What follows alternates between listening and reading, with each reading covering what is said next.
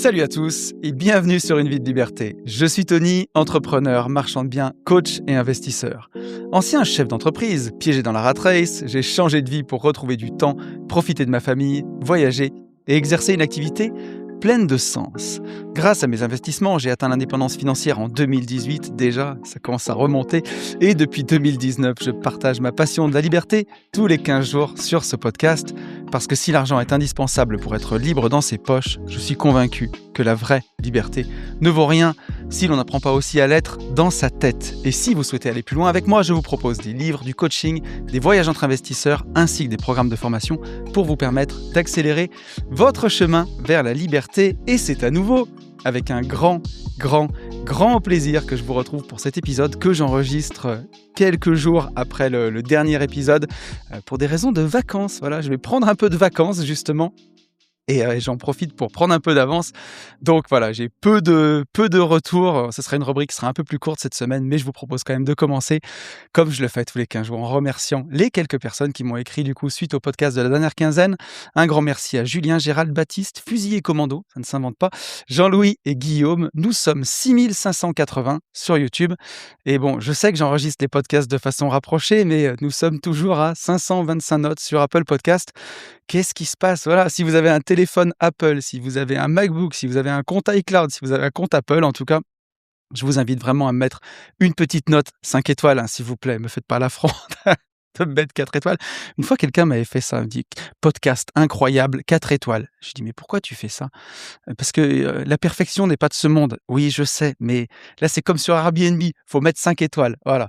Donc, je vous invite vraiment à le faire. Ça m'aide à faire connaître ce podcast. Et je vous rappelle que si vous voulez me contacter, le plus simple, c'est encore de le faire sur mon seul et unique compte Instagram, Une vie de liberté avec la petite étoile bleue. Ne vous faites pas avoir en ce moment, c'est la recrudescence des comptes scam. J'ai un seul compte Instagram, j'ai pas de compte privé. J'ai un compte pour Une vie de liberté, un compte pour les gentlemen, un compte pour Nouveau départ et c'est tout. Donc voilà, en revanche, je vous invite vraiment à me rejoindre sur Insta si, vous regardez Une vie de liberté et que vous ne m'écoutez que tous les 15 jours et que je vous manque un peu, ça peut arriver. Rejoignez-moi sur Instagram, heu, c'est là où j'essaye de partager du contenu, surtout en story, c'est là où je suis le plus présent, mettre quelques posts et puis aussi des réels, des épisodes. Voilà, c'est sûr que si vous me suivez sur les gentlemen, sur Nouveau départ, je crois qu'il y a un contenu tous les 3 jours, donc ne frôlez pas l'overdose. Mais si vous voulez me parler aussi, c'est le plus simple, c'est là où je réponds le plus, en DM sur Instagram. Je réponds encore à tout le monde. Sans transition, je vous ça y est, si le podcast commence comme ça a buggé un peu. Sans transition, je vous propose qu'on passe à la rubrique news et je vais vous parler en premier du nouveau concept qui sort sur la chaîne maintenant dans une semaine. Ça sortira lundi 27 avril. Alors, ça sortira pas à 10h, je pense. J'en profite pour le dire à ma petite femme qui monte ses podcasts que, je pense qu'on sortira cet épisode à 18h, voilà, pour une fois. Comme pour le coup, cette fois-ci, c'est du divertissement, je me dis que quand vous rentrerez chez vous, c'est peut-être le moment où vous aurez envie de vous mettre ça sur la télé. C'est un nouveau concept, un concept que j'ai pompé allègrement sur, la chaîne du Corona Gym, où j'ai même écrit d'ailleurs à bras bras la figure de proue, du Corona Gym. Je lui ai écrit sur Insta, il a eu la gentillesse de me répondre en me disant qu'il trouvait ça trop cool que j'adapte son concept sur une autre niche. Je pense que si je l'avais fait sur le domaine de la muscu, ça l'aurait pas fait marrer, mais mais par contre, en tout cas, sur le domaine de l'investissement, je trouve que c'est cool. Donc pour vous réexpliquer ça, je l'ai expliqué il y a 15 jours, mais voilà, on a tourné un nouveau concept au bureau. Ce concept dont je me suis inspiré, c'est, le Corona Gym qui fait ça sur sa chaîne YouTube. Ça s'appelle Devine qui est Nati. C'est, les gars du Corona Gym plus un guest. La dernière fois, c'était Thibaut InShape qui est venu avec eux et ils vont juger le physique de 4 participants qui viennent et qui se prétendent tous naturels. C'est-à-dire qu'ils pratiquent la musculation sans dopage et parmi eux, il y a des imposteurs qui se dopent. Donc à la fin, ils sont censés être honnêtes. Bon, il y en a qui le sont pas parfois. Moi, j'ai l'œil maintenant là, après 20 ans de muscu sur le dopage. Je le sais, on peut pas m'avoir et donc le concept, il est amusant, il reste bienveillant aussi et j'ai voulu l'adapter dans le domaine de l'investissement donc c'est Ben et moi sur le canapé et un guest. Et le guest, qui d'autre que mon pote Alex du Club des Rentiers qui est venu de Limoges pour passer la journée avec nous. Et on a eu 4 participants qui sont venus, pour certains de Lyon, pour d'autres carrément de toute la France, de région parisienne, du sud-ouest. Je les remercie énormément. Je ne veux pas vous dévoiler encore qui c'est, vous les découvrirez dans le podcast. Je ne veux pas gâcher la surprise. Hem Mais voilà, ils sont venus nous raconter leur parcours et nous convaincre qu'ils étaient déjà millionnaires en euros, voilà, qu'ils étaient déjà millionnaires en patrimoine net. Bien sûr, parmi eux, il y a des imposteurs. Alors, c'est tous des investisseurs, ils sont sur le chemin. Certains sont déjà millionnaires, peut-être. D'autres ne le sont pas, peut-être. Je vous spoil pas, vous le verrez aussi. C'est bien entendu bienveillant, hein, c'est pour mettre tout le monde en avant. C'est pas, voilà, les millionnaires, vous êtes géniaux, les autres, vous êtes nuls. Au contraire, c'est vraiment de mettre tout le monde en avant, mais aussi de jouer, de passer un moment divertissant. Franchement, le tournage, on s'est vraiment marré. La vidéo est encore au montage au moment où j'enregistre, mais ça sort lundi prochain, 27 avril à 18h. Soyez présents, soyez nombreux, s'il vous plaît. Venez soutenir sa forme. Me laissez pas tout seul avec ma vidéo YouTube qui fait 40 vues parce que voilà, on y a passé du temps pour le coup, que ce soit à tourner, en montage. Il y a des participants qui sont venus, il y a Alex qui est venu. On a vraiment essayé de faire quelque chose de bien. J'espère que ça vous plaira. On teste un truc en tout cas. On va parler de beaucoup d'entrepreneuriat dans ce podcast, hein, et on verra qu'on teste des choses, il y a des choses qui marchent, il y a des choses qu'on teste et qui flopent. J'espère que ça en fera pas partie, mais ça fait partie des risques de l'entrepreneuriat aussi d'essayer des choses et de voir si ça marche ou pas. Et je trouve qu'en plus, ça illustrera bien tout le thème de cet épisode sur l'entrepreneuriat et le fait que parfois ça marche pas et qu'en tout cas, la 1re chose à faire, c'est surtout d'essayer. Donc ça sort lundi prochain, 27 avril, 18h. Soyez présents sur la chaîne. J'ai vraiment hâte de vous montrer ça. J'espère que vous passerez un bon moment, que vous allez vous amuser. On verra ça la semaine prochaine, hein. 2e news, on a parlé d'Alex, mon pote du Club des Rentiers. Je serai intervenant au congrès annuel du Club des Rentiers à Paris le 12 septembre. Je vous laisserai trouver, le site, je crois que c'est clubdesrentiers.fr si vous voulez prendre votre place. Je crois qu'il doit rester une 50aine de places, m'a dit Alex. Donc voilà, je vous invite vraiment à réserver votre place si vous voulez. Moi, ça sera la 3e fois que je viens au congrès. Je l'ai fait, alors à Paris en tout cas, dans cette salle de théâtre parisienne. Je l'avais déjà fait, à Lyon. Ça sera, si je dis pas de bêtises, la 4e fois qu'Alex m'invite pour monter sur scène. Donc j'en serais enchanté, 3e ou 4e fois et j'en serais, enchanté et puis, c'est toujours un bon moment pour vous rencontrer, pour pouvoir vous voir. Ça va être une semaine de ouf parce que quelques jours avant, je suis à Race Business, donc je suis à Alès le vendredi soir. Je serai à Paris le lendemain, le samedi. Mais que voulez-vous? C'est c'est la vida loca. Donc voilà, ça sera vraiment chouette et si ça vous dit, venez, je vous présenterai quelque chose que j'ai jamais fait encore pour l'instant, en tout cas, en public, un thème qui sera un peu différent et qui rappellera aussi un peu le thème d'aujourd'hui. Je vous en dis pas plus, mais je vous invite vraiment à venir à Paris le 12 septembre. 3e news dont je veux vous parler, c'est le Christouflar Gate. Alors il y en a peut-être qui l'ont suivi, sur Instagram, c'est le Christouflar Gate et sur les commentaires du podcast des GI. On en a à peu près un par an comme ça. C'est ça le côté cool avec le fait d'avoir une petite communauté qui est alors petite, tout est relatif, on va en parler justement, ça sera vraiment le thème, mais une communauté très engagée et des podcasts qui sont, on va dire, pas faciles d'accessibilité. Si vous trouvez les gentlemen investisseurs d'un seul coup, la façon dont on fait ces podcasts, il faut apprendre à nous connaître et il faut apprendre à rentrer dedans. Si vous découvrez Une vie de liberté pour la première fois, la personne qui veut son sujet, alors maintenant il y a le timecode, elle peut y aller au bout de 25, 30, 40 minutes, mais celle qui découvre ça pour la première fois, elle se fait les news où je raconte ma vie, plus, un peu, les séminaires qu'on fait en ce moment si vous voulez nous rencontrer. Derrière, le retour sur le dernier podcast où on revient sur les messages de gens qui sont souvent fidèles, qui remettent des messages. Moi, j'ai voulu faire ça parce que la communauté, elle est au centre d'Une vie de liberté. Nouveau départ, on fait que répondre à vos questions, par exemple. C'est sans la communauté, il y a pas d'épisode. Les gentlemen investisseurs, on blablate un peu plus, mais on répond en général à une question par épisode. Vous êtes au centre de tout.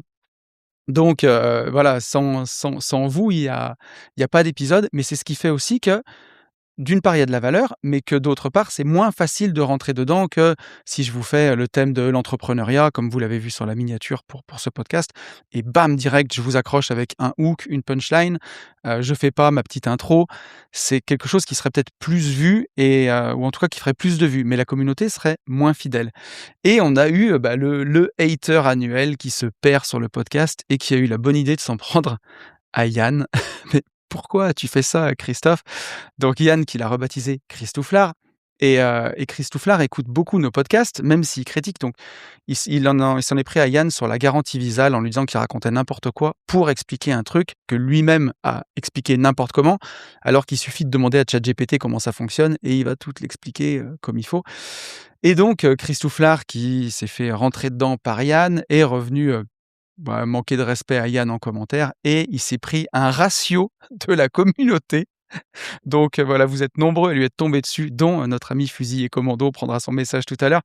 Donc au-delà du fait que ça m'a fait sourire puisque, j'ai tourné, je vous le disais, des podcasts avec Thomas Créton que vous découvrirez bientôt sur la chaîne, avec Florian Bonny aussi qui viendra sur Une vie de liberté et qui m'ont dit, «Tu sais que tu as une réputation dans le domaine du podcasting, c'est que tu as une communauté qui est très engagée». Bah là, je vous garantis que je l'ai vu parce que tout le monde lui est tombé dessus et lui est rentré dans l'art, à tel point qu'il a supprimé son propre message, notre Christouflard, pour supprimer l'historique.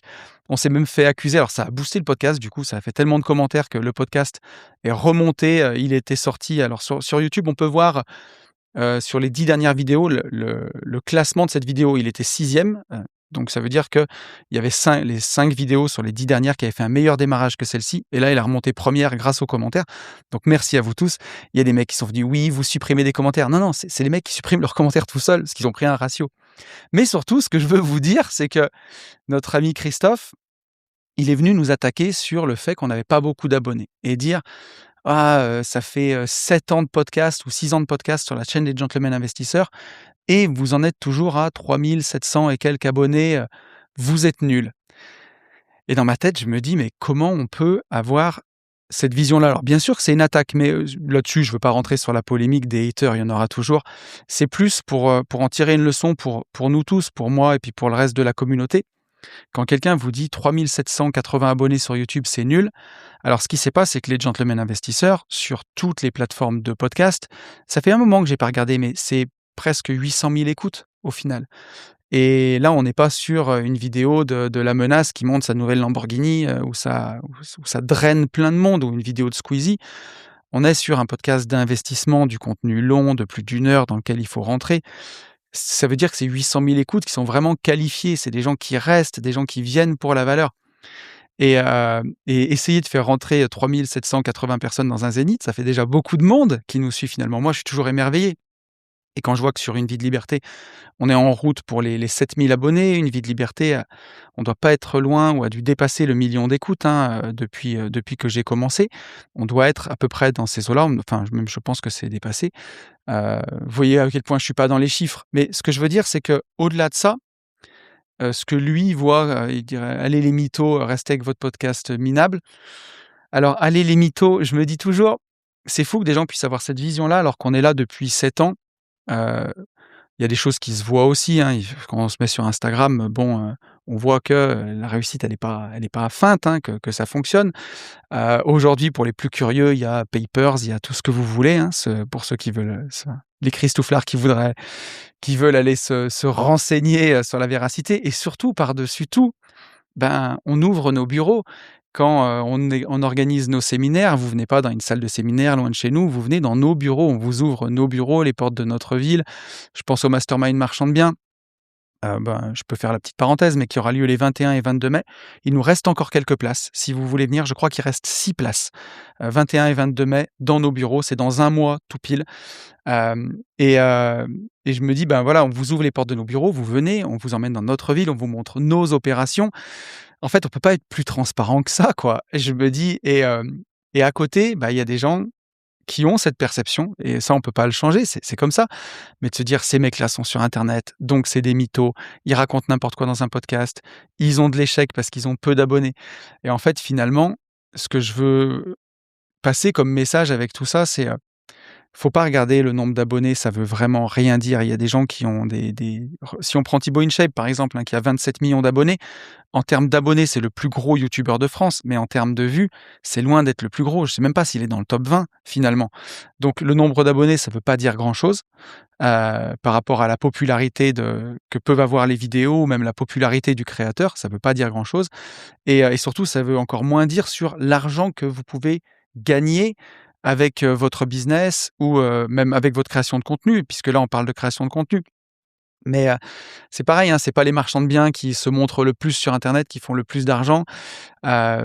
Pour beaucoup, moi, bah, bien sûr, j'ai choisi d'être public et de me montrer donc, comme disait Nino, il y aura plus jamais d'anonymat et le vivre heureux, vivons cachés, bah, voilà, moi c'est cuit, quoi. Mais par contre pour ceux qui le préfèrent, je le comprends aussi très bien et c'est pas les marchands de biens qui ronflent le plus sur Instagram, qui font le plus d'opérations. Hem, donc voilà ce que je voulais dire. Faut pas se laisser, impressionner par les chiffres dans un sens ou dans l'autre et surtout pas si vous avez envie de vous lancer sur YouTube. Voilà aussi pourquoi je voulais parler de ça. C'est que, j'en avais parlé il y a quelque temps dans les news justement que j'avais envie d'accompagner des gens sur YouTube et là je commence à avoir mes premières visios avec, des gens qui veulent se lancer et je veux pas qu'ils se stressent en se disant, «J'arrive pas à avoir 100 abonnés, j'arrive pas à avoir 300 abonnés, j'arrive pas à avoir 1000 abonnés». En fait, on s'en fout. L'important, c'est que vous ayez une communauté avec le temps, des gens qui vous écoutent, des gens qui vous apprécient et même si la communauté elle est petite, au contraire, vous serez plus proche d'elle, vous pourrez créer des événements et quand je vois, que nous, on fait quasiment un événement par mois, alors sauf juillet-août, mais j'ai quasiment 10 événements par an et à chaque fois, on remplit, à 1 ou 2 places près, hein. Pour la rando, à 1 place près. Pour le coup, la semaine où vous m'écoutez là, quand le podcast sortira, je serai au mastermind rando et bah, on avait 20 places, on en aura vendu 19. C'est déjà pas mal en vrai et comme ça, avoir un événement par mois et le remplir et fidéliser les gens, c'est fantastique. Donc bien entendu, je suis pas en train de dire, c'est on a un hater par an, c'est pas beaucoup. Le sujet, c'est pas ça. Mais c'est de ce que certains peuvent percevoir comme une faiblesse, un petit nombre d'abonnés, ça traduit en rien le nombre d'événements que vous pouvez remplir, ça traduit en rien la fidélité de votre communauté, ça traduit en rien, le succès entrepreneurial que vous pouvez avoir parce que les gentlemen investisseurs pour le coup, du coup, c'est une boîte qui organise, 6 ou 7 événements par an. C'est une boîte avec laquelle aujourd'hui on pourrait presque vivre, modestement, mais on pourrait en vivre. Donc c'est quelque chose qui fonctionne et surtout, au-delà de tout ça, c'est, c'est un kiff de transmettre et ça, bah, quand ça me fait sourire parce que quand le gars m'écrit, «Vous êtes des mythos», je me dis: «Mais comment on peut être un mytho à produire du contenu, une vidéo tous les 3 jours pendant 7 ans et avoir cette perception?» Alors je pense que Christophe Lard, il a mis son message et il s'est cassé. Il est pas allé aussi loin dans l'analyse, mais je pense qu'on peut pas faire ça et faire les voyages et tout ça si on n'aime pas à minima bah, apprendre des choses, comprendre et ensuite vouloir les transmettre et surtout les partager et je pense que ça se ressent, bah, comme je le disais, à la fois dans les événements qu'on fait, à la fois dans l'architecture du contenu, dans Une vie de liberté, comment le podcast est construit. C'est, les abonnés sont au centre, en tout cas les abonnés ou la communauté, pardon, plutôt. Donc voilà, donc en tout cas, si vous avez envie de vous lancer sur les réseaux sociaux, si vous avez envie de vous lancer sur YouTube, si vous avez envie de partager du contenu autour de votre passion, de le créer, ne vous laissez jamais impressionner par les chiffres. C'est pas parce que des gens ont des gros chiffres que leur business fonctionne. Il y a des gens qui ont des dizaines, des centaines de milliers d'abonnés et qui gagnent pas un rond. Si on prend certaines personnes de la télé-réalité, alors Loana nous a quittés, récemment, mais époque, Loana, il y a des gens qui avaient une popularité qui était énorme, mais qui en face ne le monétisaient pas comme maintenant les influenceurs savent un peu plus le faire, mais qui avaient pas d'argent en face et le retour à l'anonymat est d'autant plus difficile qu'il faut retourner travailler et aller faire griller des steaks au McDo quand la France entière vous a vu, c'est pas facile. Donc voilà, ne vous laissez pas impressionner par ça. Voilà ce que je voulais vous dire avec le retour sur le Christophe Gate. Et justement, en parlant de création de contenu, on va parler d'un tout jeune créateur de contenu. Alors, ça fait longtemps qu'il crée du contenu avec moi sur la chaîne, mais ça y est, il lance son podcast. C'est mon Benjamin, mon associé de toujours. J'ai calculé l'autre jour que ça fait 11 ans qu'on travaille ensemble déjà. Mais ça y est, Ben a sorti son podcast. Ça lui tenait à cœur depuis longtemps. Avant d'en parler sur Une vie de liberté, j'ai attendu qu'il y ait 3 ou 4 épisodes. Alors les plus fidèles l'ont déjà découvert, mais j'ai attendu qu'il ait quelques épisodes pour que vous ayez vraiment du contenu à vous mettre sous la dent. Ça s'appelle Antifragile, c'est dispo, de partout. Je vous en dis pas plus, je vous laisserai découvrir son univers et tout ce qu'il partage. Moi j'ai adoré les épisodes. Je vous mets le lien bien sûr dans la description si vous voulez aller, le découvrir, que vous soyez sur YouTube ou Apple Podcast. Mais sinon vous tapez Antifragile sur les plateformes de podcast, c'est dispo sur YouTube, sur Apple Podcast, sur Deezer, sur Spotify, de partout.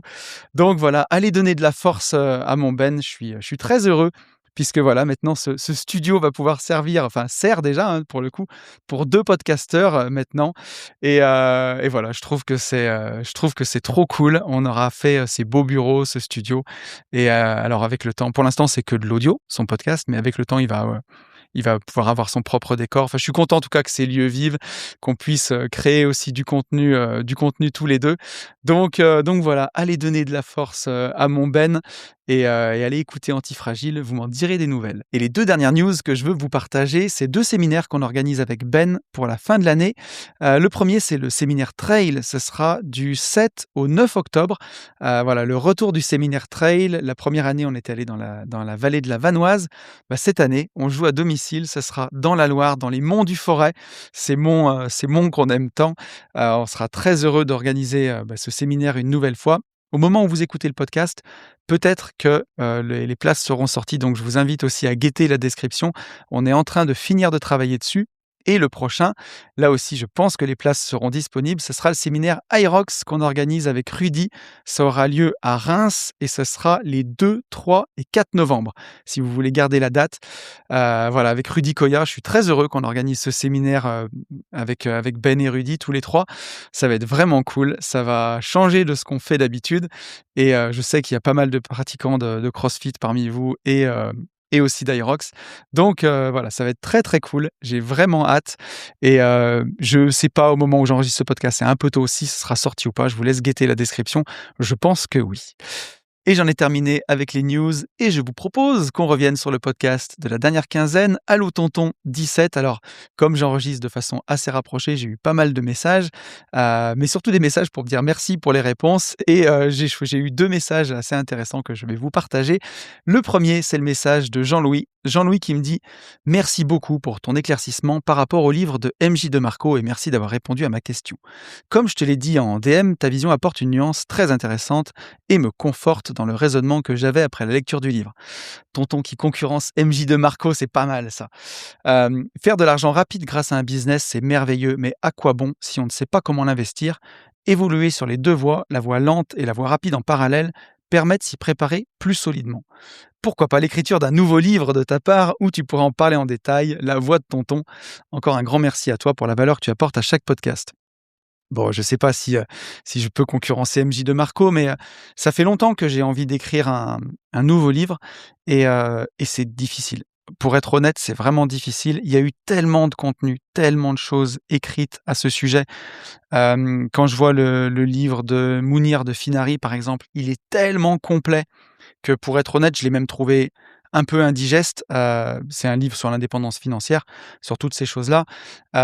J'en ai lu pas mal de ces bouquins et j'ai vraiment l'impression qu'au bout d'un moment, on tourne en rond et si j'écrivais quelque chose, tu vois, la voix de tonton, ça serait vraiment la voix VOIE, hein, parce que la voix de tonton, c'est celle que vous écoutez en ce moment. Incroyable, quelle punchline. Mais effectivement, ça serait plus quelque chose comme ça, sur ma vision des choses, la façon dont je les construis, plus que de la connaissance pure. Le livre je parle du livre de Mounir de Finari parce que je m'attendais à trouver plus de la vision et finalement c'est voilà la taxation du PEA, la taxation de l'assurance vie, les frais et c'est un ouvrage qui est finalement très technique et je pense que c'est pas ce que je ferais et c'est pas ce qui est attendu. Des livres comme ça, il en existe des tonnes en fait maintenant et si je décidais d'écrire un nouveau livre, ça serait plutôt pour apporter, ma façon de faire, la façon dont je l'ai construit, un peu, comme ce que j'ai fait dans la formation arbitrage de patrimoine où, oui, il y a beaucoup, beaucoup de techniques, mais c'est la technique à travers ma vision des choses.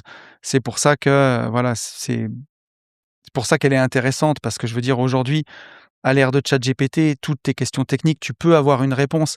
C'est ce qui fait qu'on vient chercher tonton, c'est pour ça que mes coachings, ça continue c'est ce que j'allais dire, en ce moment, je désemplis pas.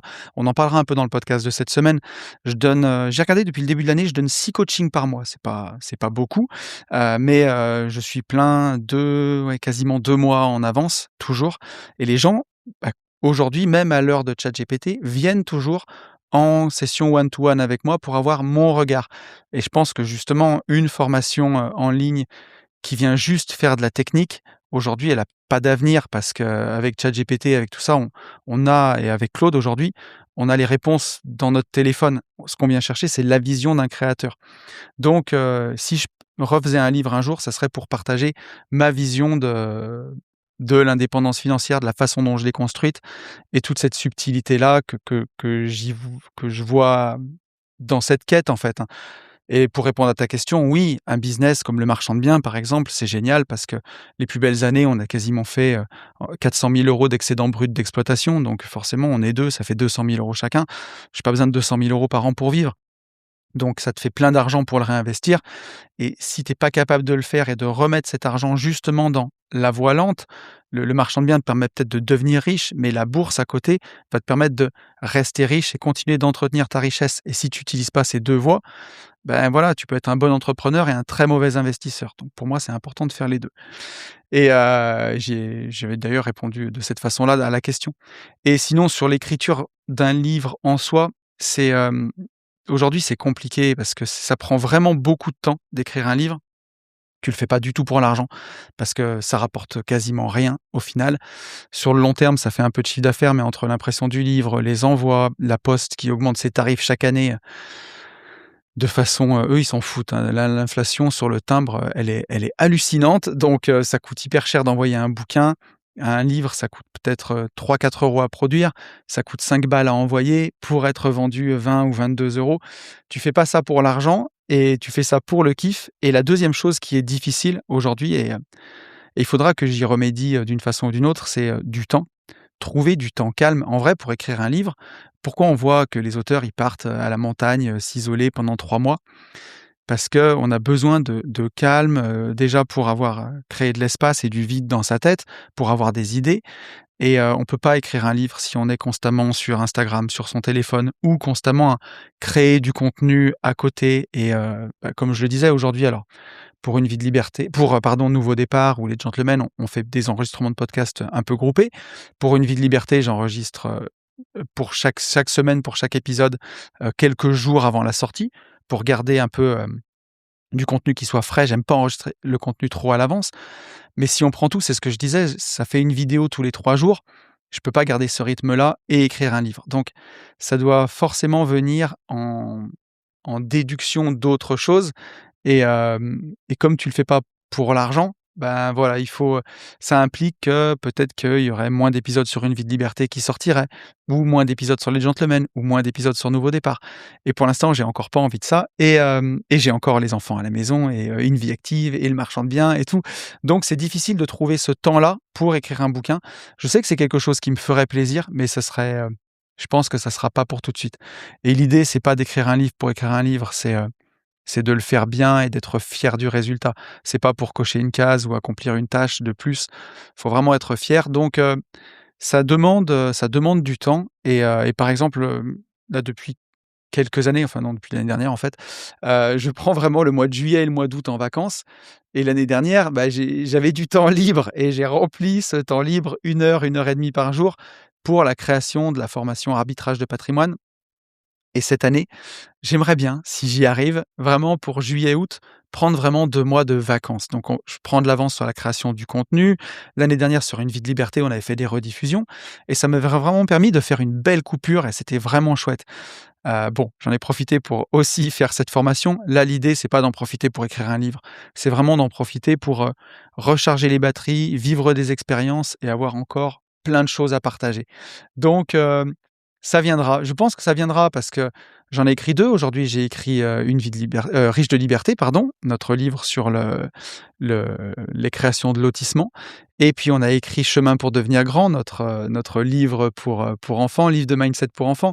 On dit jamais 203, hein, donc il y aura un livre, c'est sûr qu'il y aura un livre, mais voilà, je veux qu'il me ressemble. Je veux pas que ce soit un livre de plus, sur l'investissement avec de la technique. Il y a tellement d'ouvrages qui existent là-dessus que j'ai rien à apporter, enfin, en tout cas, j'ai rien à apporter. J'ai pas envie d'apporter ça.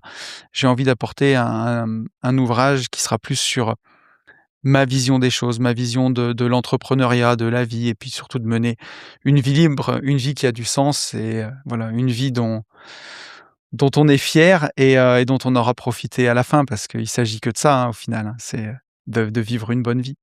Donc merci à toi Jean-Louis pour ton message et on va prendre un message de Fusillé Commando qui porte bien son nom, hein. C'est une des personnes qui est venue nous défendre face à notre Christouflard et il est venu poster sous le podcast ce message. Le gentleman a ses principes. Il peut paraître à part, parfois dur, parfois incompris, mais il ne trahit jamais les siens. Il ne parle pas fort, mais il agit juste. Et quand ses mentors sont attaqués, il ne regarde pas ailleurs. Il se tient droit, loyal, présent. Parce qu'au fond, l'élégance, ce n'est pas que dans l'attitude, c'est dans la fidélité. Hashtag Team GI. Donc j'ai voulu lire ton message, fusillé commando, parce que ça m'a fait marrer.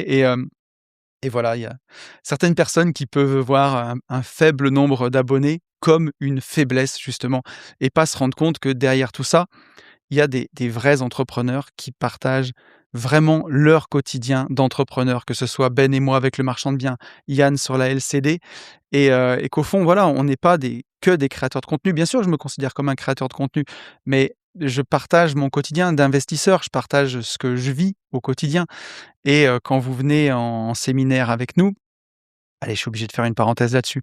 Je reçois, j'en ai parlé, j'ai fait un réel qui a pété où j'expliquais qu'un investisseur avait pris un accompagnement, marchand de biens à 16 000 € et on c'était ses dernières économies et ce réel a déclenché une vague de DM, il a pété et de gens qui se sont fait, qui ont pris un accompagnement marchand de biens assez cher, hein, à 15 ou 16 000 €. Pour certains, ils se sont fait souscrire un crédit à la consommation. J'en ai certains qui n'avaient jamais fait d'immobilier, absolument jamais fait d'immobilier, même pas acheté leur résidence principale. Ils sont jamais allés chez le notaire. Ils se sont fait vendre cet accompagnement-là et quelqu'un qui m'a écrit aussi parce qu'il vient au mastermind marchand de biens. Alors, je veux pas dire que on est meilleur que les autres, en me comparant. Moi, je sais qu'on est meilleur que les autres juste parce que ce qu'on partage, déjà, c'est nous qui le transmettons et c'est ce qu'on vit au quotidien et quand, vous venez, au mastermind marchand de biens, à Esprit Marchand de Biens dans ses bureaux à côté. C'est Ben et moi qui vous présentons nos opérations dans la plaine du Forêt, dans la Loire. C'est, Mika qui vous présente ses opérations, dans le Jura, à Dole, à Besançon. On n'est pas sur des plus-values à 7 millions d'euros sur des villas, aux Émirats. On est sur, des plus-values à entre 50 et 150 000 € sur des petits terrains à la campagne, sur des immeubles de rapport à la campagne, sur des choses que vous pouvez reproduire, en fait. Donc et on le sait parce qu'on le fait au quotidien, c'est vraiment notre métier. Donc en tout cas, je sais pas ce que ça vaut chez les autres, j'y suis pas allé, j'ai que des choses qu'on me rapporte. Je sais par contre, nous, ce qu'on fournit, ce qu'on fait et à quel point ça transpire le réel, en fait, comme ce qu'il y a dans le contenu de la formation Marchand de biens expert. C'est du réel, c'est du concret, on vous emmène sur le terrain, on vous montre nos opérations et on n'est pas là pour vous faire rêver avec des plus-values à 2 000 000 sur des trucs intouchables. Je dis pas que c'est pas le but et qu'à la fin, c'est pas intéressant d'aller faire ça. Bien sûr que c'est cool si un jour vous pouvez le faire, mais nous, l'idée, c'est d'aider des débutants à se lancer et donc sur des biens qui sont à votre portée. Là, le bien qu'on a mis sur la chaîne YouTube, je sais pas si ça fonctionnera, celui qu'on a publié au mois de janvier, beh, on a eu, une seule réservation sur les 2. Il faut qu'on baisse le prix. On est retourné en négociation. Donc je ne sais pas si ça fonctionnera, si ça va marcher. Pour l'instant, les gens sont en réflexion. Mais là, on est dans le vrai marchand de biens et c'est une acquisition autour de 100 000 €, et une marge, bon, je peux pas dire la marge sur YouTube pour l'instant, je la dirai sur le podcast privé. Mais, mais voilà, ça reste un projet qui est très intéressant et qui est à la portée vraiment, j'ai envie de dire, de n'importe qui se lance. Donc, je sais ce qu'on fournit au quotidien et les sessions du mastermind marchand de biens, c'est 16 personnes à la fois et on est 3 pour animer, donc vous êtes vraiment avec nous et voilà et j'ai quelqu'un qui est aussi revenu me dire que, bah, voilà, il avait succombé au marketing, il s'était fait un peu avoir. Il avait déjà fait une OP, mais il voulait se perfectionner et en fait, il se retrouve dans des groupes WhatsApp avec, et dans des visios avec, une personne qui anime le contenu qui a fait, une opération de marchand de biens, pas plus et des débutants qui posent la question de comment ça se passe chez le notaire. Comment ça se passe chez le notaire? Parce qu'ils y sont jamais allés. Donc je me dis, que, bah, voilà, en tout cas, quand on fait les choses comme il faut, ça a de beaux jours devant soi et je sais même pas comment j'en suis arrivé là à parler de ça, mais parce qu'on parlait de Christouflard, mais ce que je veux dire, c'est que voilà, si, j'ai raccroché mes wagons. C'est qu'un petit nombre d'abonnés ne veut pas dire, formation de merde et un grand, grand, grand nombre d'abonnés ne veut pas dire formation de qualité et parfois, il faut revenir de ça et se rendre compte que les gens qui ont peut-être un peu moins d'abonnés, ils font peut-être le truc, plus concrètement. Ils sont peut-être même plus à même de vous former que des gens qui ont pignon sur rue, beaucoup d'abonnés et hem et qui vous vendent un truc où vous êtes finalement qu'avec des débutants et en face de vous, vous avez aussi des débutants qui vous forment. Donc voilà. Bon, ceci étant dit, c'est pas pour casser du sucre sur le dos des autres, c'est plus pour dire que le marketing a de beaux jours devant lui, pour le coup et de faire attention au miroir aux alouettes. Vraiment juste ça. Puisque ce message de fusil et commando, c'était par rapport au message de Christouflard. Quand, on vous met dans le nez que, votre boîte elle est petite, que vous avez pas beaucoup d'abonnés, ça peut être la même chose pour un chiffre d'affaires. Il y a des gens qui mettent le chiffre d'affaires en avant. En fait, ton CA, on s'en fout complètement. Moi aujourd'hui, avant, avec ma boîte de TP, je faisais, 6 000 000 € de CA par an. Donc ça ronfle, hein, 6 000 000, 35 salariés pour au final un résultat à la fin avant IS entre 80 et 150 000 €. Donc c'est prendre énormément de risques, brasser énormément de volume pour au final gagner entre 2 et 3 fois moins que ce qu'on fait en marchand bien. Alors oui, on fait que entre 1 et 1,3 million de chiffre d'affaires chaque année. Nous, ça nous va très bien. On travaille la moitié du temps, on a toute notre liberté, mais par contre, ça marche fort, ça marche à 30. Donc là, c'est de la vraie marge pour le coup et même si ça ronfle moins en CA, ça fait plus de marge. Donc l'idée, c'est de toujours faire attention à ça, au miroir, aux alouettes. Donc merci à toi, fusilier commando, pour ta fidélité. Check, bravo et voilà et merci. Merci d'être venu et merci pour ton message. Et je vous propose qu'on passe au sujet de cette quinzaine. Alors une fois de plus, j'avais plein de trucs à vous partager cette semaine.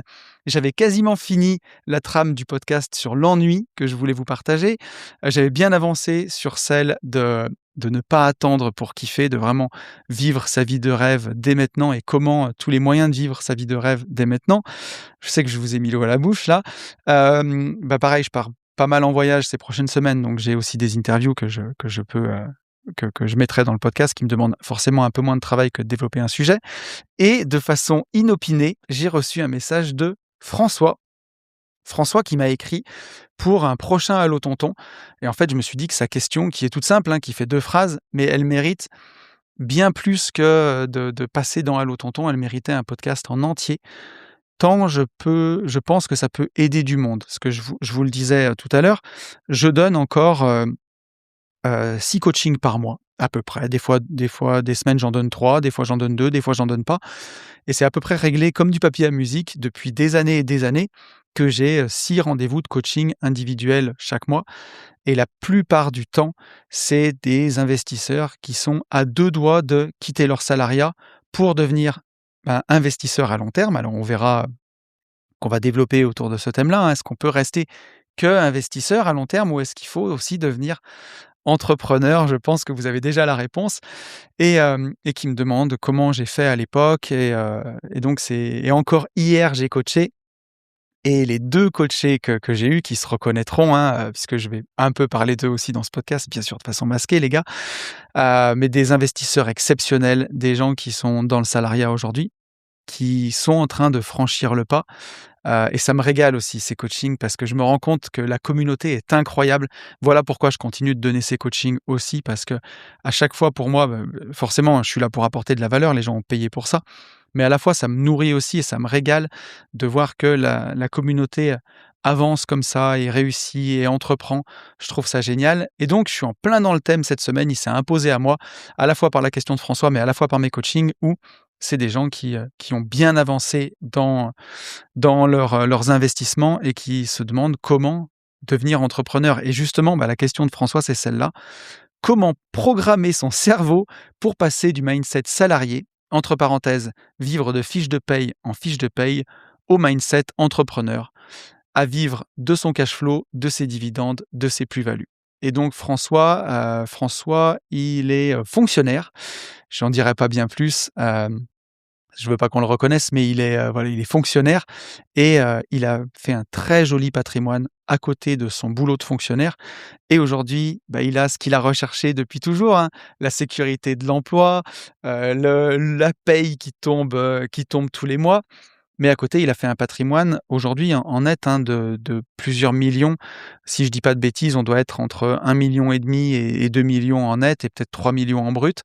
Donc quelque chose qui force le respect. C'est quelqu'un qui a à peu près mon âge, hein, qui est autour de 45 ans et alors j'ai 44 encore, je vais pas me vieillir, mais voilà, qui est dans mon âge et qui se pose cette question-là parce que je le connais depuis un petit moment. On s'est déjà rencontrés dans la vraie vie.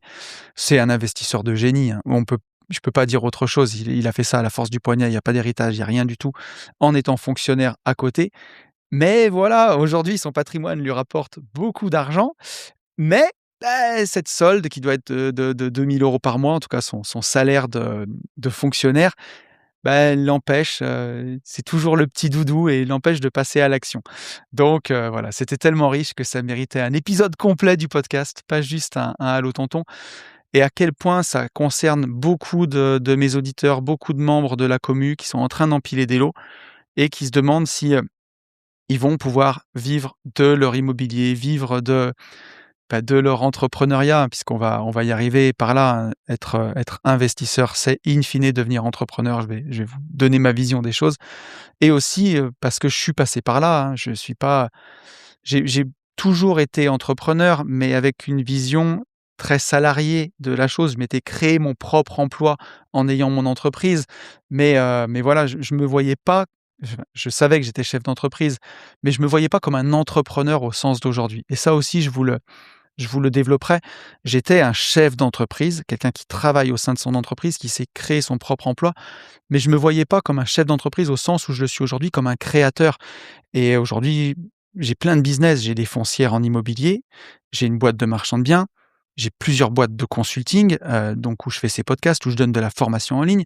Et aujourd'hui, je suis en train de développer sur d'autres business, des choses que j'ai encore pas fait, pourquoi pas de la restauration, des choses que je suis en train en tout cas d'explorer.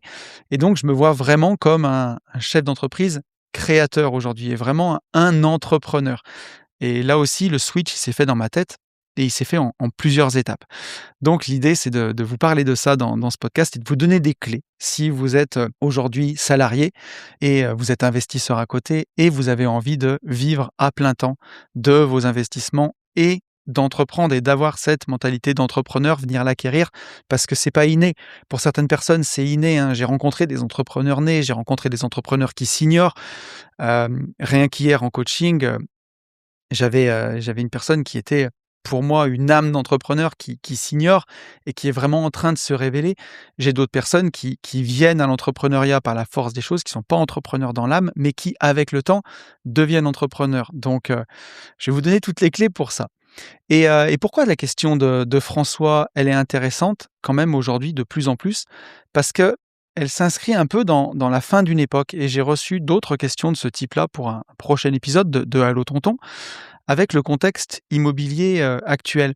Moi, je fais partie des entrepreneurs, des investisseurs qui ont investi plutôt enfin des investisseurs plutôt, pardon, qui ont investi entre alors j'ai commencé en 2008-2009, mais vraiment, j'en ai fait aussi beaucoup à partir de 2016 jusqu'à 2021.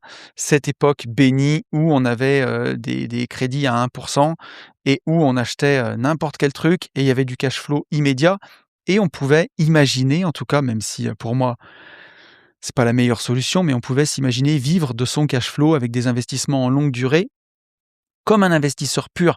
Rappelez-vous, hein, c'était, à l'époque la formation phare de Christopher, Wangen qui a fait, sa fortune, je pense, hein. Devenir rentier immobilier. Mon pote Alex avec son club des rentiers, il y avait vraiment ce côté, rentier et où, on le voyait bien, on empruntait à 1 à 0,95, à 0,90, à 1,1 et il y avait pas besoin de faire de LCD. On achetait des immeubles à la campagne, à 13, 12, 13, 14 de rentabilité. Le moindre immeuble dégageait 1 000 € de cash flow. On faisait 3 immeubles, on avait 3 000 balles de cash flow. On pouvait être, entre guillemets, «rentier». Ça, c'est l'image d'Épinal. Ça marche pas tout à fait comme ça, mais Il y a un peu quand même, hein, il y avait un peu cette idée où on se disait, on pouvait empiler, en tout cas les gens qui ont connu cette époque, c'était quand même l'âge d'or vraiment de tout ça, où on pouvait empiler du crédit et empiler du cash flow et ça fonctionnait bien. Alors bien sûr, c'était sur des crédits à 25 ans, alors à l'époque à 1 il fallait les prendre bien sûr, mais sur un crédit à 25 ans, c'est vraiment très, très, très, très long pour rembourser. Aujourd'hui, nous, on fait plus du financement que sur 20 ans maximum, voire 15 ans. C'est quand même beaucoup plus intéressant, on va beaucoup plus vite. Et donc toutes ces choses-là, elles demandent de sortir un peu de cette logique qu'on avait à l'époque et d'ailleurs on le voit, hein, avec la remontée des taux, les prix de l'immobilier, i pour l'instant, ils sont restés un peu stagnants, mais ils ont tendance à chuter. Alors ça dépend des régions. Il y a des régions où ils ont déjà chuté, il y a des régions où ça stagne, il y a surtout des régions où il se passe rien. C'est encore un peu compliqué, même si nous, en 2026, en marchand de biens, si tout roule, on est parti pour faire une de nos meilleures années. Donc là, ça y est, après les années de marasme de 2024, surtout 2023, 2024, 2025, ça allait mieux. 2026, ça s'annonce vraiment bien. Mais par contre, on voit quand même que l'audience de ces chaînes IMO de la grande époque est en train quand même de décroître, hein. Il y a moins d'intérêt pour tout ça. C'est plus difficile. C'est plus difficile d'investir. C'est plus difficile de contracter des crédits. C'est plus difficile de se faire financer. Donc, il y a plein de gens qui étaient un peu, qui venaient là parce qu'ils avaient vu de la lumière, qui forcément se découragent un peu et on voit que, toutes les chaînes d'investissement, tout ce qui est sur le thème de l'investissement, ça a un peu moins de succès qu'à une époque et que les ventes, enfin les ventes, pardon, les vues diminuent un petit peu et je pense aussi, forcément que les ventes de ces formations de l'époque, ça a aussi un peu diminué. C'est le signe quand même que l'époque a changé et c'est un contexte qui crée aussi du doute. La question de François, elle est légitime, en toutes circonstances, mais elle l'est encore plus en même temps. C'est de se dire: «Est-ce que c'est encore possible? Est-ce que c'est encore possible de vraiment vivre de ces investissements?» Et c'est là où on le verra que vivre de ces investissements purs, en mode cash flow comme à l'époque, je pense que c'est fini ça. Si on n'a pas contracté des crédits à l'époque, c'est terminé et aujourd'hui, il faut switcher vers des activités qui sont encore de l'investissement, mais peut-être plus entrepreneuriales, comme la location courte durée par exemple. Ça fonctionne encore et toujours très bien. Avoir une approche plus entrepreneuriale de son activité d'investisseur, par exemple en se professionnalisant sur la négociation. Je le vois aujourd'hui, moi, avec mon métier de marchand de biens, ma qualité première, ma force, c'est de savoir négocier, donner du sens à une négociation de prix. Si on fait une offre sur un immeuble et qu'on est à 40 pour moins 40 par rapport au prix affiché, soit on en balance une offre comme ça, on se fait jeter. Si on arrive à avoir un rendez-vous avec la personne, à expliquer l'offre et à donner du sens, parfois ça passe ou en tout cas on peut mettre, le pied dans la porte pour une première négociation. Donc ça, c'est apporter une activité plus entrepreneuriale, une approche plus, on va dire plus professionnelle dans son métier d'investisseur. Bien sûr, le marchand de biens et je vous en parlerai moi, au début où je me suis lancé en marchand de biens, je me voyais comme un investisseur. Je me disais: «Chaque opération de marchand de biens, c'est un investissement que je fais avec une marge», mais je me voyais pas comme un entrepreneur et je voulais plus me voir comme un entrepreneur parce que j'avais eu 35 salariés, parce que j'en avais trop «souffert» entre guillemets et je me disais: «Aujourd'hui, je veux plus entreprendre, je veux être un investisseur». Et en fait, par la force des choses, j'étais un entrepreneur. Mais donc aujourd'hui, oui, effectivement, pour répondre en partie à ta question, François, il va falloir avoir un mindset d'entrepreneur. Même si on est investisseur, il faut avoir un mindset d'entrepreneur. Et même si on reste salarié, dans ces activités d'investissement, pour moi, un salarié qui a une foncière et qui commence à empiler des biens, même si c'est une SCI, pour moi, d'une certaine façon, il est déjà entrepreneur. Et donc, vous l'avez compris, une fois de plus, le but de ce podcast, c'est pas d'aller opposer salariés versus entrepreneurs. Les salariés, c'est nul, vous n'êtes pas libre. Les entrepreneurs, vous êtes les meilleurs. C'est pas du tout ça. C'est de dire que pour celui qui veut plus de liberté dans son activité, dans son quotidien, bien sûr, un entrepreneur, au quotidien, il va être plus libre qu'un salarié parce qu'il pourra s'organiser comme il veut. Ça vient en face avec une responsabilité. On n'a plus le salaire fixe tous les mois, il faut être responsable de sa rémunération et donc faire les activités, faire les actions qui vont être nécessaires pour s'assurer sa pitance quoi, son salaire en tout cas, de quoi manger. Donc il faut acquérir ce mindset d'entrepreneur. Mais même quand on est salarié, pour une foncière, pour une activité entrepreneuriale en side business, c'est important de commencer à développer son mindset d'entrepreneur. Donc, comment il faut faire ce switch? Comment ça commence pour la première fois et surtout, comment ça a commencé pour moi? Et est-ce qu'il faut absolument avoir cette vision entrepreneuriale pour être libre? Bah, si je prends ma vie d'avant, donc quand j'étais entrepreneur de travaux publics, pour le coup, c'est ce que je vous disais tout à l'heure, j'étais déjà entrepreneur, mais pour moi, dans ma tête, je me voyais comme un chef d'entreprise, mais qui avait créé son propre business et qui, en tout cas, qui avait créé son propre emploi, son propre CDI. Et pour le coup, je possédais les parts de l'entreprise avec ma société holding, mais moi, j'étais moi-même salarié en CDI dans la boîte, avec un salaire fixe d'un peu moins de 4 000 € par mois et le fameux avantage des frais kilométriques à l'époque, où j'arrivais à me mettre, aller en moyenne autour de 2 000 € par mois de frais kilométriques. Bien entendu, il fallait que je paye ma voiture, assumer les réparations. Donc peut-être qu'une fois qu'on a tout enlevé, forcément qu'on marge un peu sur les frais kilométriques, mais après impôts, après tous les impôts, je gagnais peut-être 5 000 € par mois, on va dire, voilà. Mais j'avais cette mentalité de salarié un peu.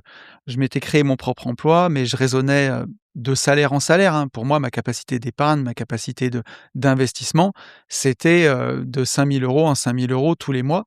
Je me voyais toujours pas avec une vision entrepreneuriale et puis parce que, j'avais lissé mes revenus et c'est une activité, le travaux publics où, les revenus sont très lissés. J'avais jamais de coup d'éclat. C'était pas, je me verse 5 000 € par mois et à la fin de l'année, je prends 50 000 € de dividendes ou je me mets une prime. C'était très, très lissé. C'est pour ça que j'avais quand même je raisonnais de salaire en salaire dans ma façon de voir les choses. Et d'ailleurs, dans les premiers épisodes des Gentlemen Investisseurs, si vous écoutez les premiers épisodes, ceux de 2020, je dis toujours à Yann que moi je suis, Yann me dit qu'il kiffe la LCD parce que pour lui, c'est la partie la plus entrepreneuriale de l'immobilier et qu'il kiffe être un entrepreneur. Et moi, dans les premiers épisodes, je le dis, je dis: «Moi, je suis un investisseur, je suis pas entrepreneur. J'ai les foncières, donc je suis investisseur dans mes foncières et en marchand de biens, c'est une activité d'investisseur». Je disais: «C'est pas une activité d'entrepreneur, c'est on prend chaque opération et je suis un investisseur sur chaque opération, je place mes billes». Mais dans ma tête, je voyais ça en tant que, c'est une activité où j'ai pas de salarié, j'ai pas de secrétaire, j'ai pas de prospecteur foncier, j'ai personne. Donc dans ma tête, j'étais pas entrepreneur encore là. C'est pour te dire que on peut quitter son boulot et encore avoir cette mentalité d'investisseur et pas vraiment d'entrepreneur. Et le déclic, je pense que je l'ai un peu eu quand j'ai quitté la société et que, je me suis confronté à cette absence, pour le coup, de salaire fixe. Parce que pour le coup, j'en reparlerai un peu plus tard, mais j'avais 4 000 € de cash flow à peu près, 2 000 € qui venaient de l'immobilier et 2 000 €, on va dire, de la bourse en faisant la règle des 4 ça me faisait 2 000 € par mois. Et j'en ai profité, bien entendu, pour prendre le pôle emploi et c'est ce que je vous invite tous à faire. On en parlera, aussi, dans ce podcast, mais je peux déjà le redire là.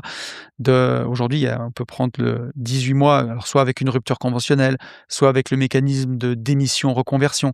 Mais, profitez-en, la France, elle a plein de défauts, mais elle a cette qualité-là d'aider les entrepreneurs à se lancer avec les ARE.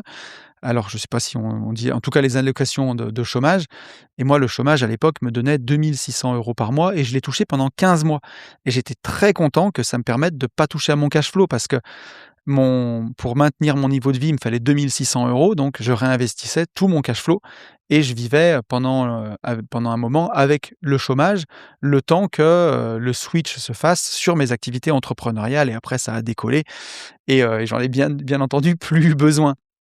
Mais je pense que ça peut être super intéressant justement d'avoir les ARE pour se lancer. Et ça a été vraiment mon déclic, moi, hein. Quand j'ai quitté la boîte, on a mis à peu près, 18 mois à se payer avec la boîte de marchand de biens et je me suis confronté à cette absence de salaire fixe. Ça s'est fait en douceur avec le chômage, mais j'ai vraiment découvert que je pouvais créer de la valeur autrement. Et avec le temps, aujourd'hui, je me vois vraiment comme, un chef d'entreprise et surtout comme un chef d'entreprise créateur. Puisque, voilà, j'ai ma société de marchand de biens, mes sociétés foncières, mais à côté, j'ai créé une vie de liberté, j'ai créé les Gentlemen Investisseurs avec Yann. Au sein des Gentlemen Investisseurs, on a créé plein de masterminds. J'ai créé Nouveau Départ avec Fabien, c'est une société qui partait de rien. Aujourd'hui, elle se développe vraiment et j'ai vraiment une vision de chef d'entreprise puisque, voilà, on a des coachs aujourd'hui avec nous et je trouve ça passionnant et j'ai même d'autres idées pour me développer, que ce soit on a même créé une marque, hein, voilà, sur les Gentlemen Investisseurs. On en a fait des t-shirts. C'est pas grand-chose peut-être, mais pour moi, je me vois vraiment comme un créateur. Je peux créer des formations, je peux créer des livres, je peux créer des podcasts. Ça y est, le switch, il s'est fait dans ma tête. Aujourd'hui, je suis vraiment à 100 un entrepreneur et voilà, et ça prend du temps. La première chose que je peux te dire, François, c'est accepte que ça prenne un peu de temps. Et pour nuancer ma position, je suis pas en train de dire que les entrepreneurs sont les meilleurs, c'est pas du tout ça, je l'ai un peu dit tout à l'heure. L'idée, c'est que je suis pas sûr que tout le monde puisse être entrepreneur et vraiment se lancer à 100 c'est peut-être pas fait pour tout le monde. Mais en tout cas, si vous voulez atteindre une certaine forme d'indépendance financière, de liberté financière, il faudra passer par cette vision entrepreneuriale et on ne peut pas faire le switch comme ça de se dire: «Je passe d'un salaire à je vais vivre de dividendes, de rentes, de plus-value immobilière, de cash flow, de mes investissements». Ça se fait en douceur et ce que je veux dire par là, c'est que ça peut se faire en douceur tout au long d'une vie de salarié. Bien entendu qu'on peut rester salarié toute sa vie et créer de la richesse à côté. J'ai plein de potes qui le font, notamment mon pote Chouchou qui est passé sur la chaîne YouTube avec qui j'ai fait un podcast, qui lui aujourd'hui est à 60 sur son métier de conducteur de train en Suisse et les 40 autres pourcents du temps, il développe ses investissements et surtout il profite de la vie comme lui seul sait le faire et il a bien raison et on peut avoir une voie du milieu. C'est pas tout l'un ou tout l'autre et puis pourquoi pas un jour, quand le cash flow sera suffisant, complètement lâcher son job mais on pourra pas couper, je pense, à cette mentalité entrepreneuriale. Ce que je veux dire par là, c'est que on peut bien entendu rester salarié toute sa vie, créer de la richesse, que ce soit être salarié, rester à 100 ou passer à 80, à 60 et créer de la richesse toute sa vie, mais on ne pourra pas couper à développer cette mentalité entrepreneuriale, quoi qu'il arrive, dans ses propres investissements, si on veut aller plus loin. Aujourd'hui, on l'a vu avec le contexte, c'est très compliqué de se voir que comme un investisseur et je pense que c'est bien de développer cette mentalité entrepreneuriale à côté.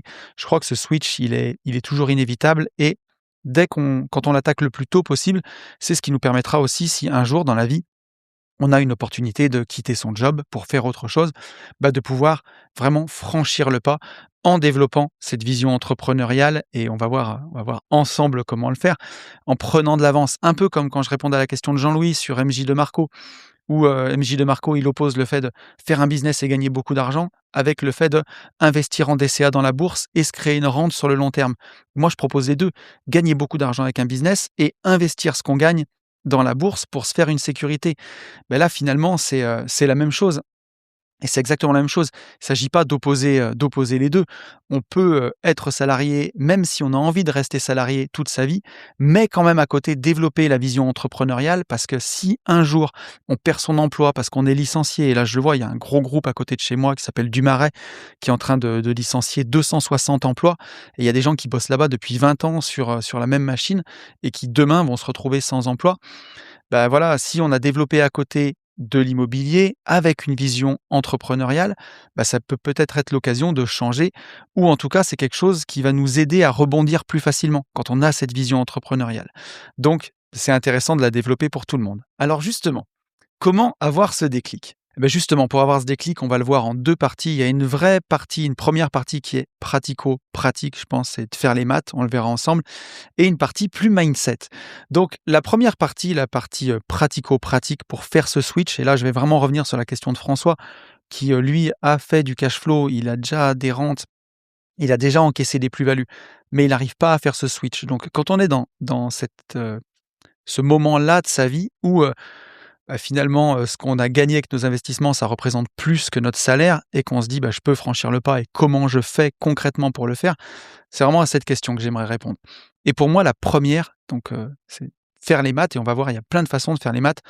La première, c'est quand même de ce que j'appelle dégraisser le mammouth ou passer en mode survie. Alors j'exagère un peu, mais je peux que le conseiller parce que c'est quelque chose que j'ai fait. À l'époque, j'avais un train de vie peut-être à 3 000 € par mois et j'ai voulu le descendre au maximum et j'ai réussi à le descendre à 2 600. Et comment j'ai fait? Je me suis séparé de choses que j'aimais bien. J'ai vendu ma Harley Davidson, par exemple, à l'époque. J'en rachèterai une peut-être, un jour. J'ai vendu à l'époque, j'avais ma BMW Z4, je l'ai vendue. Ça m'a permis non seulement de récupérer un petit peu d'argent qui a gonflé ma capacité d'investissement pour la suite, mais surtout Bah, éviter des assurances, éviter de l'entretien. J'ai coupé des abonnements que j'utilisais plus à l'époque. Donc l'idée, c'était de me mettre sur le minimum de charges pour, être libre dans ma tête. Pendant ce moment de transition, ne pas coûter trop cher, tu vois? Donc bon, avec le temps, je me suis un peu embourgeoisé après, mais je sais pas si aujourd'hui je serais aussi radical et pour te dire, je sais pas si c'était même nécessaire parce que ça se jouait peut-être à 300-400 € par mois, tu vois?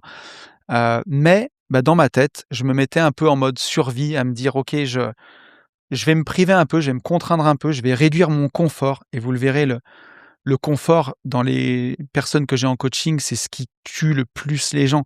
C'est, dans cette période de transition, forcément, il y a un moment où il y a une petite baisse de revenus quand on saute le pas et tout le confort qu'on s'est créé, c'est ce qui nous retient parce que c'est difficile de lâcher le confort et moi, j'ai vraiment voulu pas me mettre en danger, mais m'enlever un peu de confort pour justement me donner la niaque pour aller en chercher encore plus et aujourd'hui, bah, voilà, la Harley, j'ai plus de Harley, mais je me suis acheté une belle BMW, une GS pour faire les road trip moto. La Z4, elle a laissé place à la Porsche, à la Ferrari, donc j'ai reconstruit tout ça derrière. Mais pendant un moment, j'ai accepté de dégraisser le mammouth et ça, c'est vraiment ce que je veux vous faire comprendre, c'est psychologiquement, avoir moins de charges tous les mois, c'est de la liberté dans la tête. C'est de se dire: «OK, même si ce mois-ci j'ai pas fait mes chiffres, si j'ai pas trouvé d'OP de marchand, si j'ai pas trouvé une nouvelle opération patrimoniale, si j'ai pas fait de vente sur mon entreprise, bah, au moins je coûte pas cher, quoi. Je coûte pas cher, j'ai des toutes petites charges et ça me permet de me lancer vraiment en sérénité. La deuxième chose, et là on va parler du contenu de la formation Finance Perso Expert, c'est les 2 tableaux qui sont dans cette formation. Alors que vous le fassiez avec les fichiers de la formation, avec vos fichiers perso, pour moi, c'est au moins connaître vos flux financiers, avoir une vision extrêmement précise de vos flux financiers sur l'année et la photo de votre patrimoine. Donc, pour la 1 pour le tableau des flux, c'est vraiment connaître précisément votre cash flow sur un an. Combien vous avez de dépenses sur une année, combien votre train de vie vous coûte et combien vous rentrez en face. Donc là, pour toi, mon petit François, c'est vraiment de prendre combien tu rentres en loyer, sur tous tes biens immobiliers, voilà, combien tu rentres en salaire, bien sûr, pour l'instant et combien ça te coûte en face, tes crédits, tes charges, tes assurances, ton train de vie, les vacances, tout ça et vraiment voir combien tu génères de cash flow par an? Ça va être très important.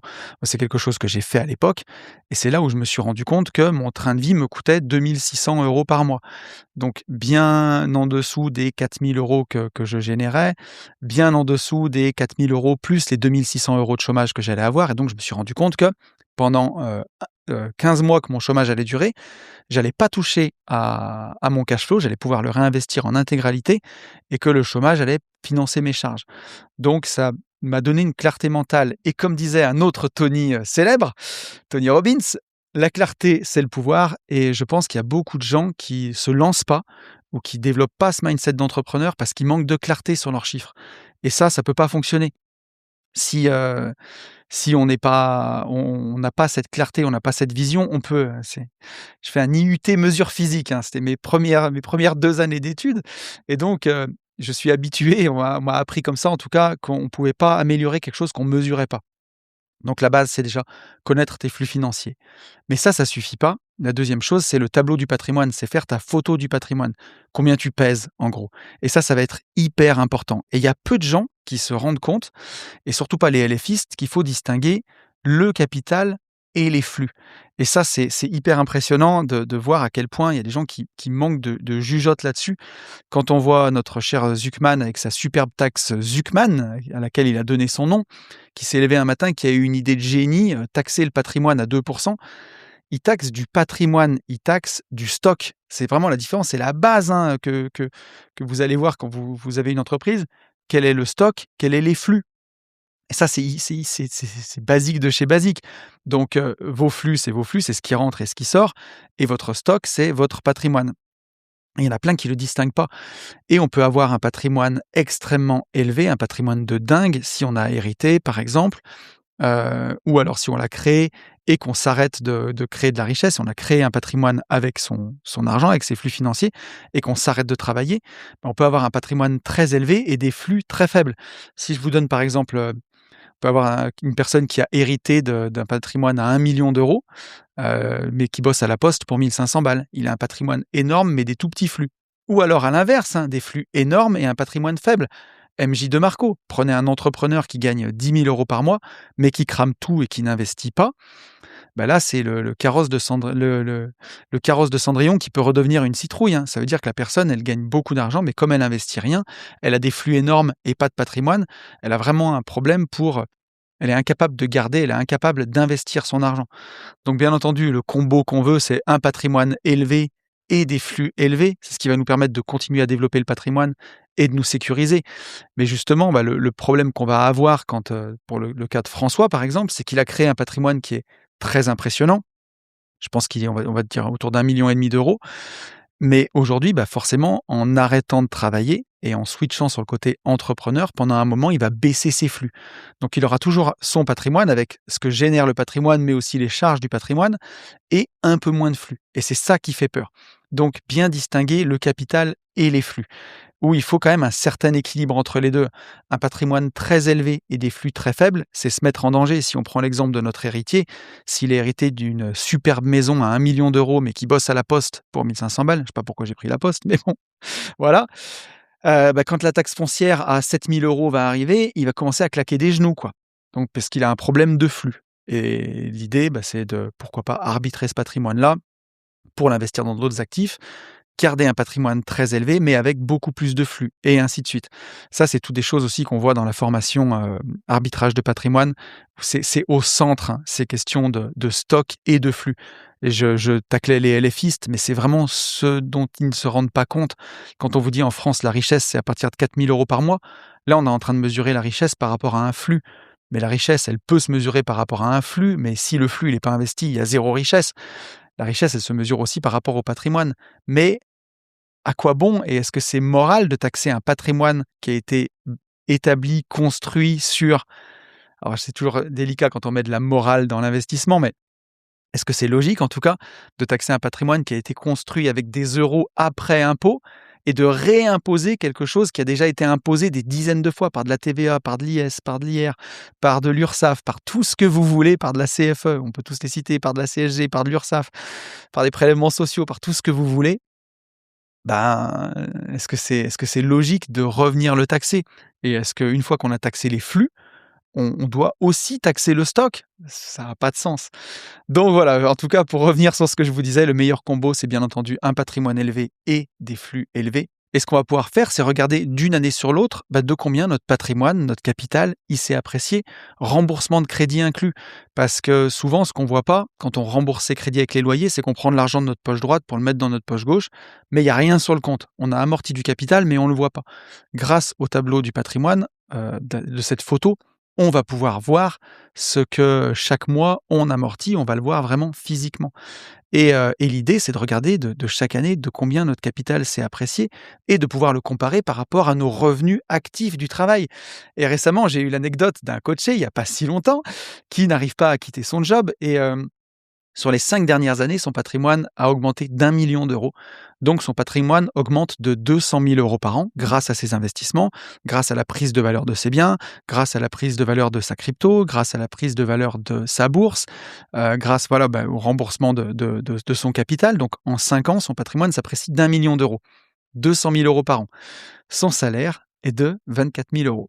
Donc, quand on regarde son salaire par rapport à l'augmentation de son patrimoine, on est sur 15 %. Ça, c'est des choses qui font réfléchir et qui percutent. Quand tu me demandes comment passer du mindset de salarié à entrepreneur, c'est voir cette réalité en face.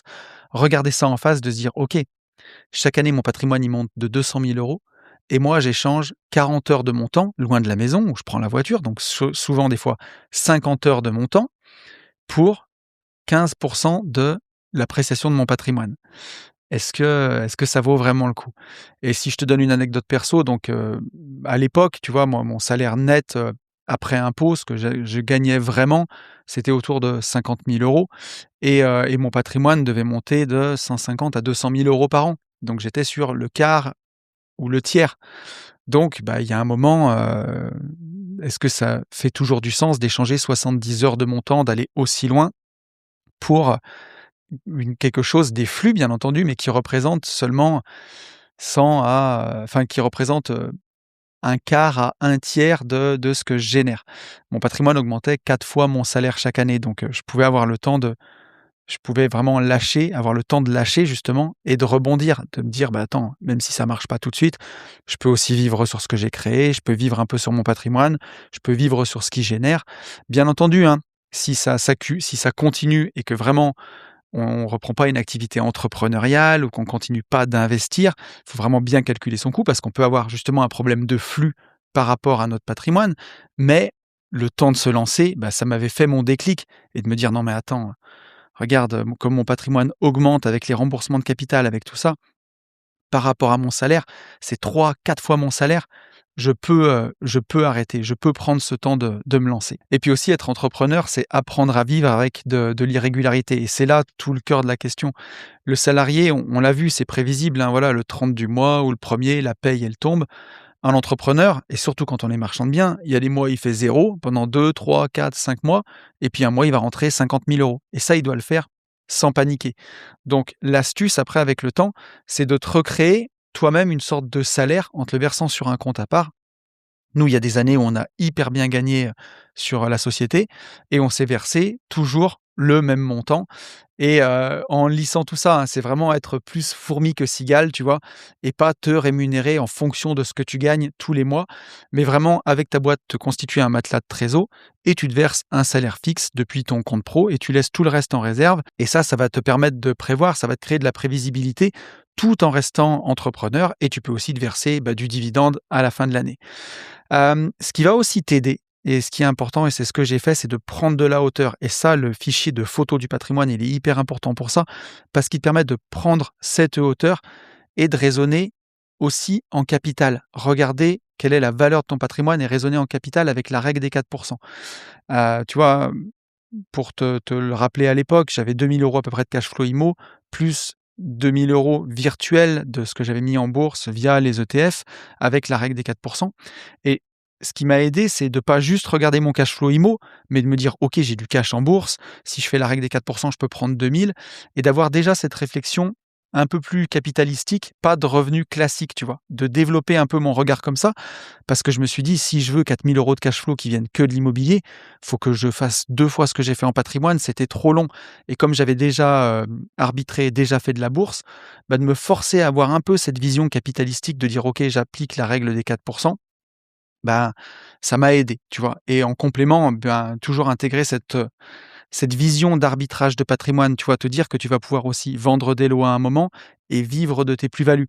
C'est de sortir un peu de cette vision un peu papy de l'IMO où, je vais acheter 20 lots, je vais attendre de les rembourser pendant 20 ans, puis après j'aurai 20 loyers pour vivre, tu vois?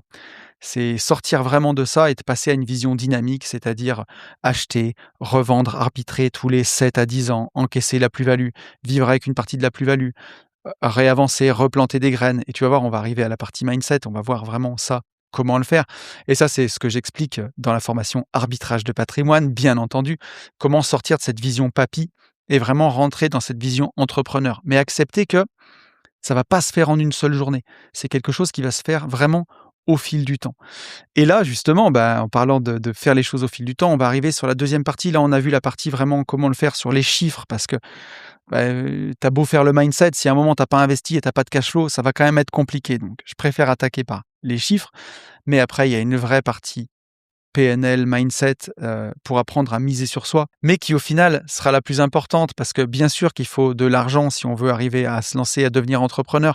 Mais si on développe pas ce mindset-là, on va le voir, ce sera jamais assez, on n'arrivera jamais à se lancer. Donc, oui, il faut de l'argent, mais la partie mindset, c'est peut-être la plus importante. Et on va voir comment le faire. La première, c'est le premier outil qu'on utilise en PNL, c'est le tableau des besoins. Et l'idée, ça va être de remplir ton tableau des besoins et vraiment de quoi voir. On va parler surtout de la première colonne, des besoins matériels, mais voir pour vivre, de quoi tu as besoin et mettre un chiffre pour pas courir après des chimères. Si tu le poses la question aux gens, tout le monde a un peu ce palier à 10 000 € par mois en tête. «Ah ouais, quand j'aurai 10 000 € par mois, j'arrêterai». Mais c'est au départ un chiffre qui peut être vraiment irréaliste et si on veut le faire qu'avec du cash flow immobilier, pour moi, pour vraiment vivre avec 10 000 € par mois, faut rentrer pas loin de 30 000 € de loyer par mois, puisque tu vas avoir 10 000 € qui vont repartir souvent dans les réparations. C'est sur un patrimoine élevé, hein, c'est un patrimoine à plus de 3 millions, tu vois? Donc faire 3 millions d'euros de patrimoine, pouvoir mettre, 10 000 € sur les réparations, payer ses impôts et puis vraiment sortir 10 000 € par mois de façon réaliste. En fait, si tu le fais en restant salarié, c'est presque la quête d'une vie, donc c'est presque trop long. Moi, tu vois, quand, j'ai quitté ma boîte, je l'avais vu où il me fallait à peu près 2 600 € par mois pour être bien. J'en rentrais 4 000 avec le cash flow. Je me suis dit que le reste, c'est du bonus. Bon, depuis, je me suis un peu plus embourgeoisé, j'ai un train de vie un peu plus élevé, mais finalement pas tant de plus que ça, c'est pas du tout hors sol, hein. Peut-être 3 500 par mois aujourd'hui. Mais voilà, puis comprendre aussi que quand tu vas quitter ton travail, il y a plein de frais qui vont disparaître aussi. Quand je vois le prix de l'essence en ce moment, il y a des salariés qui se mettent 300-400 balles d'essence pour aller au boulot, pour aller gagner 1 800 balles. Au bout d'un moment, est-ce que ça fait vraiment du sens d'aller investir et je parle que de l'essence, hein. Si on met l'entretien de la voiture, dépenser 600-700 € par mois pour aller en gagner, 1 700-1 800, est-ce que ça fait vraiment du sens? Donc comprendre aussi que quand tu vas changer de vie, tu auras des charges que tu as aujourd'hui, que tu auras peut-être plus. Moi, quand j'ai arrêté de travailler, j'ai paradoxalement beaucoup moins dépensé. Non seulement parce que j'avais dégraissé le mammouth, comme j'ai dit, mais aussi tout simplement, j'ai moins dépensé. Donc, heu, donc voilà, et pour que tu puisses définir de vraiment combien tu as besoin pour être heureux. Donc bien sûr, mettre dedans combien de semaines de vacances tu veux prendre, quelle relation tu vas avoir avec tes proches, pour voir combien de temps tu veux passer avec eux aussi, ça compte. Combien de temps tu veux passer au travail. Ça va aussi te définir les effets de levier que tu vas devoir utiliser pour la suite, pour pouvoir gagner ta vie en choisissant d'y passer le temps que tu veux choisir d'y passer. Mais l'idée, c'est vraiment de mettre un chiffre et pour commencer, ça ne veut pas dire que tu iras plus loin au départ. Moi, tu vois, modestement, j'avais fixé, 2 600 € par mois. Je m'étais dit: «Si avec le marchand, je fais 2 600 € par mois, c'est bon, ça ira». J'ai fait bien plus, mais tu vois, j'avais fixé ça et pas attendre d'avoir 10 000 pour pouvoir sauter le pas. Donc ça, c'est vraiment la 1re chose. Le shift fondamental, hein, entre le mindset du salarié et le mindset de l'entrepreneur, c'est le rapport au temps et tu vois, un salarié, il échange son temps contre de l'argent. 1 heure, c'est, X euros, 10 balles, 15 balles, 20 balles. Un entrepreneur, lui, il va décupler les 2. Il va travailler sur son temps, mais il va pouvoir avoir de l'effet de levier. C'est ce qu'on fait typiquement en marchand de biens. Bien sûr qu'on échange notre temps, mais pas contre un tarif horaire, contre, un gain d'investissement et là, tu vois, sur les plus belles OP que j'ai fait, je suis à 2 000, plus de 2 000 € de l'heure, tu vois? Là, c'est le tarif d'un avocat new-yorkais, tu vois? Donc, tant que tu vas raisonner en taux horaire, tu es encore un peu dans ce mindset de salarié et le jour où tu comprends que, une négociation de 30 minutes peut te faire gagner 40 000 €, comme ça m'est arrivé, hein, une visio de 30 minutes m'a fait gagner 40 000 € sur une opération, bah, ton cerveau bascule vraiment et tu te dis: «Mais en négociant 30 minutes sur ce dossier, 30 minutes en visio en donnant du sens, j'ai fait mon salaire annuel, j'ai négocié sur l'acquisition du bien en renégociation, hein». C'est un dossier qu'on a présenté sur la chaîne YouTube il y a quelques temps maintenant. Là, moi, j'ai pris encore des switches, tu vois, où mon cerveau a basculé et ça, c'est quelque chose que tu peux faire en allant revoir dans ton passé, en allant regarder dans ton passé toutes les fois où tu as réussi à faire ça. Si, aujourd'hui, dans ton salaire actuel, tu gagnes à peu près 2 000 € par mois, 24 000 € par an, regarde toutes les négos IMO et notre François, je sais qu'il en a fait beaucoup, où tu as gagné 24 000 € par opération sur un coup de fil et c'est là où ça, tu dois vraiment le réaliser et tu comprendras aussi le switch que tu as fait dans ta tête et que tu es en train de faire. Dans le mindset, on a aussi une autre chose qui est importante, c'est la relation à l'échec et un salarié, il peut vraiment voir l'échec comme une catastrophe. S'il rate quelque chose dans son boulot, il peut se faire engueuler, c'est vraiment pas agréable de se faire engueuler par sa hiérarchie. Il peut imaginer se faire licencier et là, c'est un vrai drame, hein, de devoir retrouver du boulot. Je pense aux salariés de l'entreprise du Marais dont je parlais qui est à 20 minutes de chez moi.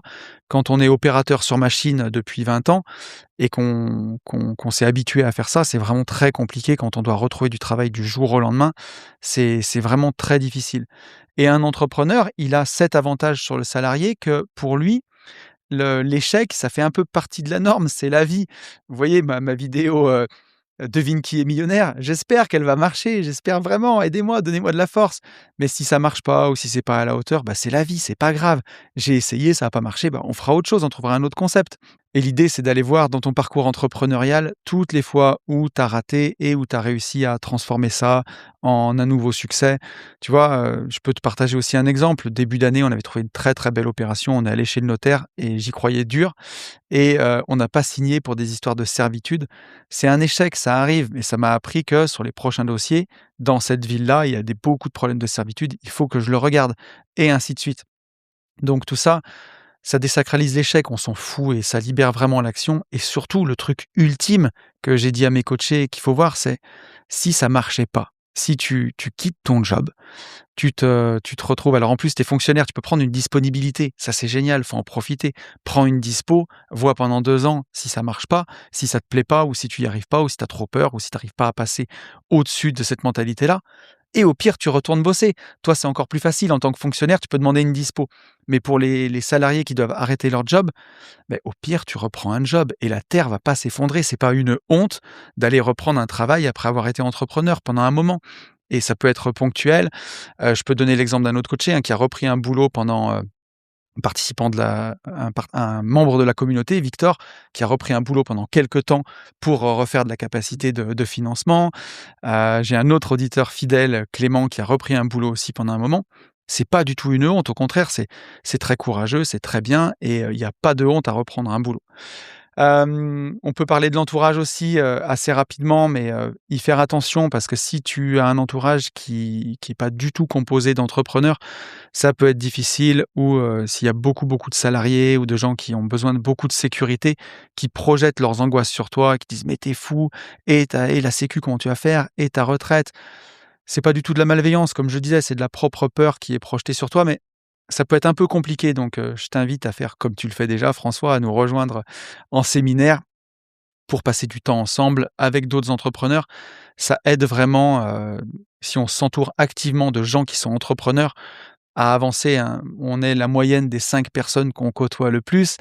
Voilà, traîne avec que des salariés, bah, tu resteras peut-être salarié ou tu seras dans ce mindset-là. Je suis pas en train de dire que c'est pas bien d'être salarié, hein, je veux vexer personne, pas du tout. Mais si tu traînes avec 4 entrepreneurs en permanence et que tu es salarié, tôt ou tard, tu finiras par être le 5e entrepreneur. J'en suis parfaitement certain.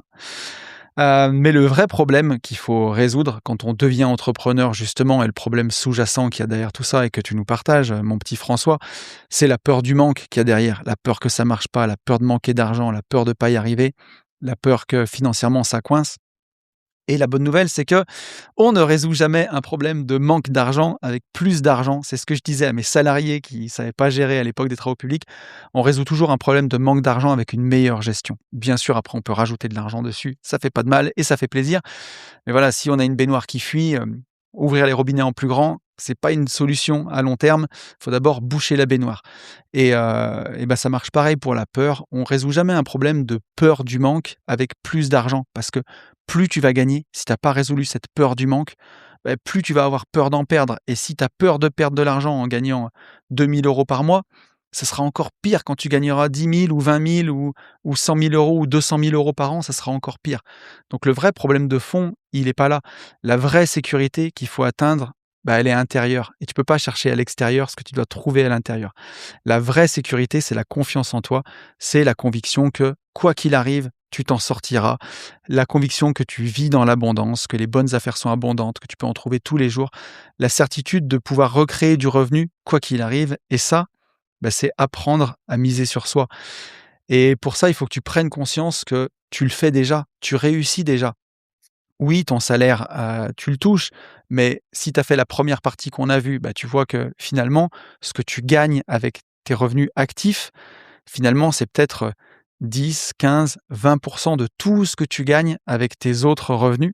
Donc ça, c'est déjà le premier switch et prendre conscience que tu le fais déjà. Et ça, c'est un message direct, hein, que je t'adresse, mon petit François. Ce après quoi tu cours, ce mindset d'entrepreneur, tu l'es déjà depuis des années. Tu es déjà un entrepreneur qui s'ignore. Tu négocies tes biens immobiliers comme personne. Tu as été capable de voir des failles dans certains contrats pour bien négocier. Tu sais acheter, tu sais identifier les bonnes villes. Donc pour moi, tu es déjà entrepreneur. Et là, l'idée, c'est que tu puisses toi-même revoir ton parcours avec les yeux de la PNL justement et voir tout ce que tu as fait de bien. toutes les fois où tu as réussi pour pouvoir capitaliser dessus et comprendre que le dénominateur commun de tous ces investissements, de tous ces succès d'investissement, c'est toi et c'est personne d'autre. C'est grâce à toi tout ça. C'est pas parce que tu as eu, quelqu'un t'a tuyauté, c'est pas parce que tu as eu de la chance. C'est grâce à toi, tu es le dénominateur commun de tout ça et c'est que tu puisses le voir et vraiment apprendre à miser sur toi. C'est ça qui va compter.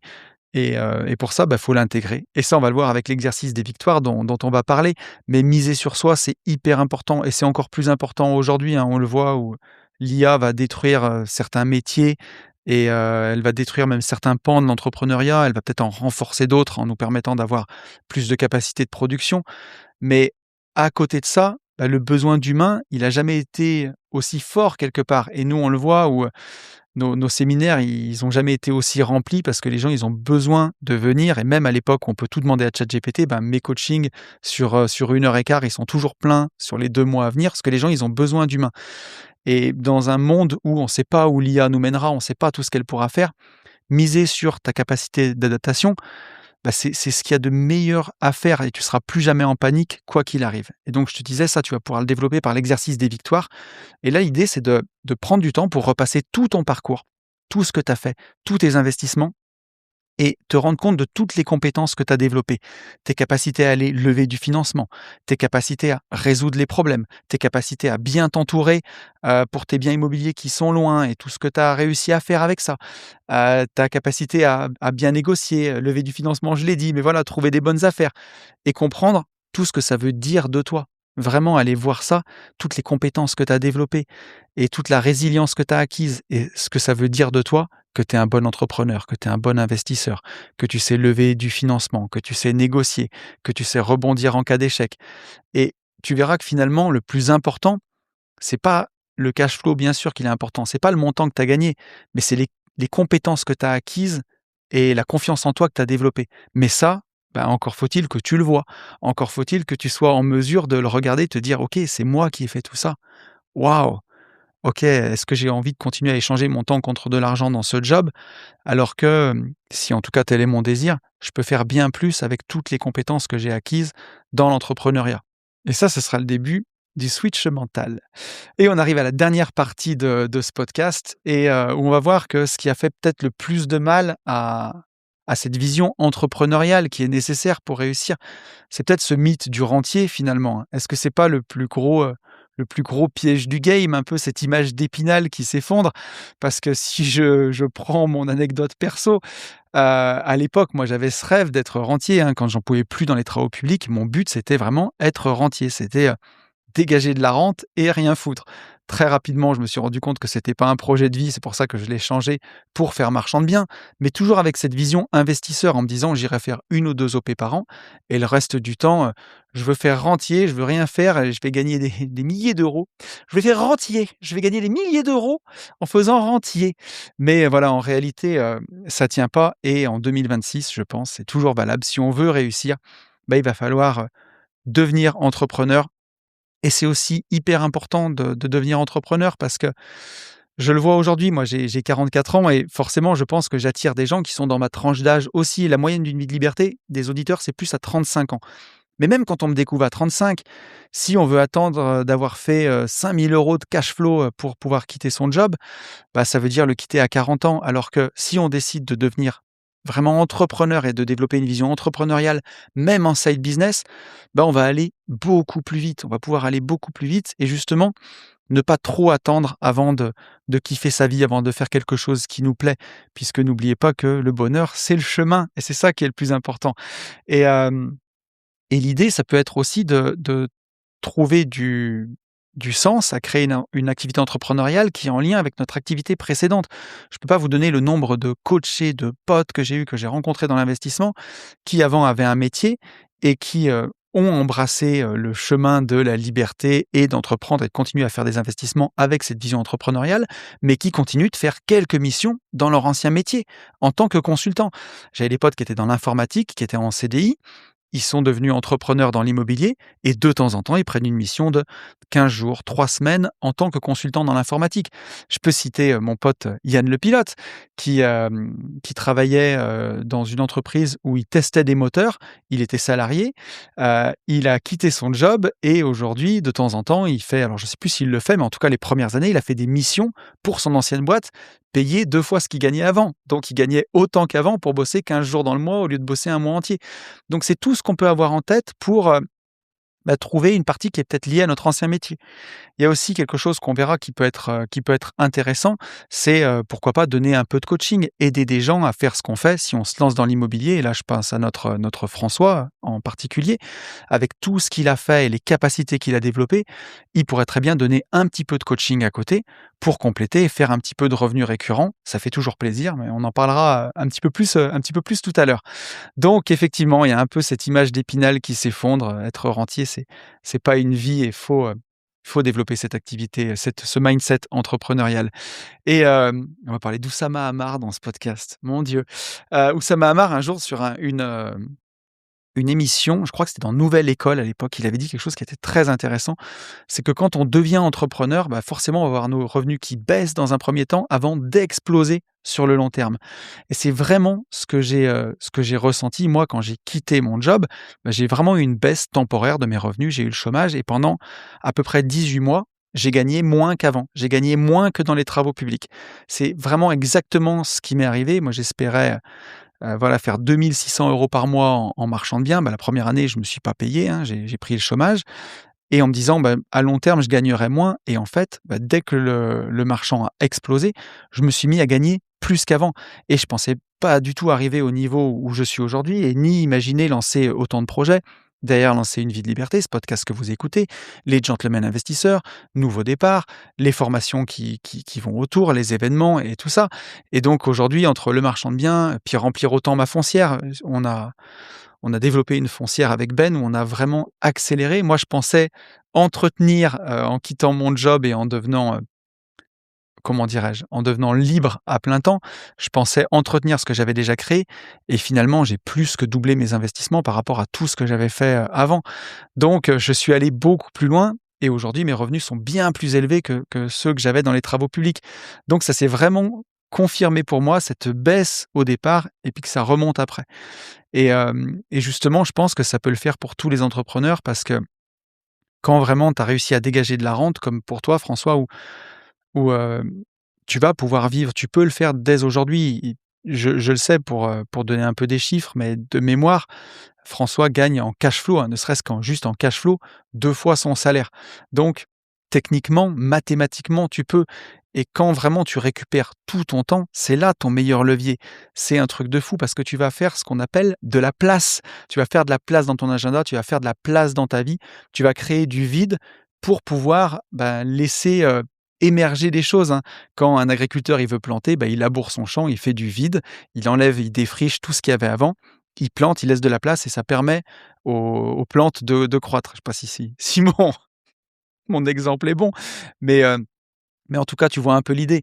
Quand j'étais dans les travaux publics, à l'époque, c'était abominable, c'était de la folie, c'était impossible d'avoir d'autres activités en dehors de l'immobilier que je peinais déjà à faire, mes visites pendant le boulot pour pouvoir continuer d'empiler des lots. Mais c'était, inenvisageable de créer, ne serait-ce qu'un podcast d'Une vie de liberté et de pouvoir prendre ce temps sur mon travail, c'était inenvisageable. Et en fait, quand j'ai, récupéré tout mon temps, toutes mes journées, j'ai eu, beaucoup de temps pour non seulement faire du marchand de biens, mais derrière écrire un bouquin et puis développer un podcast et tout le reste. Donc, tu le verras, quand tu vas laisser de la place dans ton agenda, que tu échangeras plus 50 heures de ton temps avec les trajets pour, ton salaire actuel de autour de 2 000 €, tu vas vraiment pouvoir laisser les choses exploser.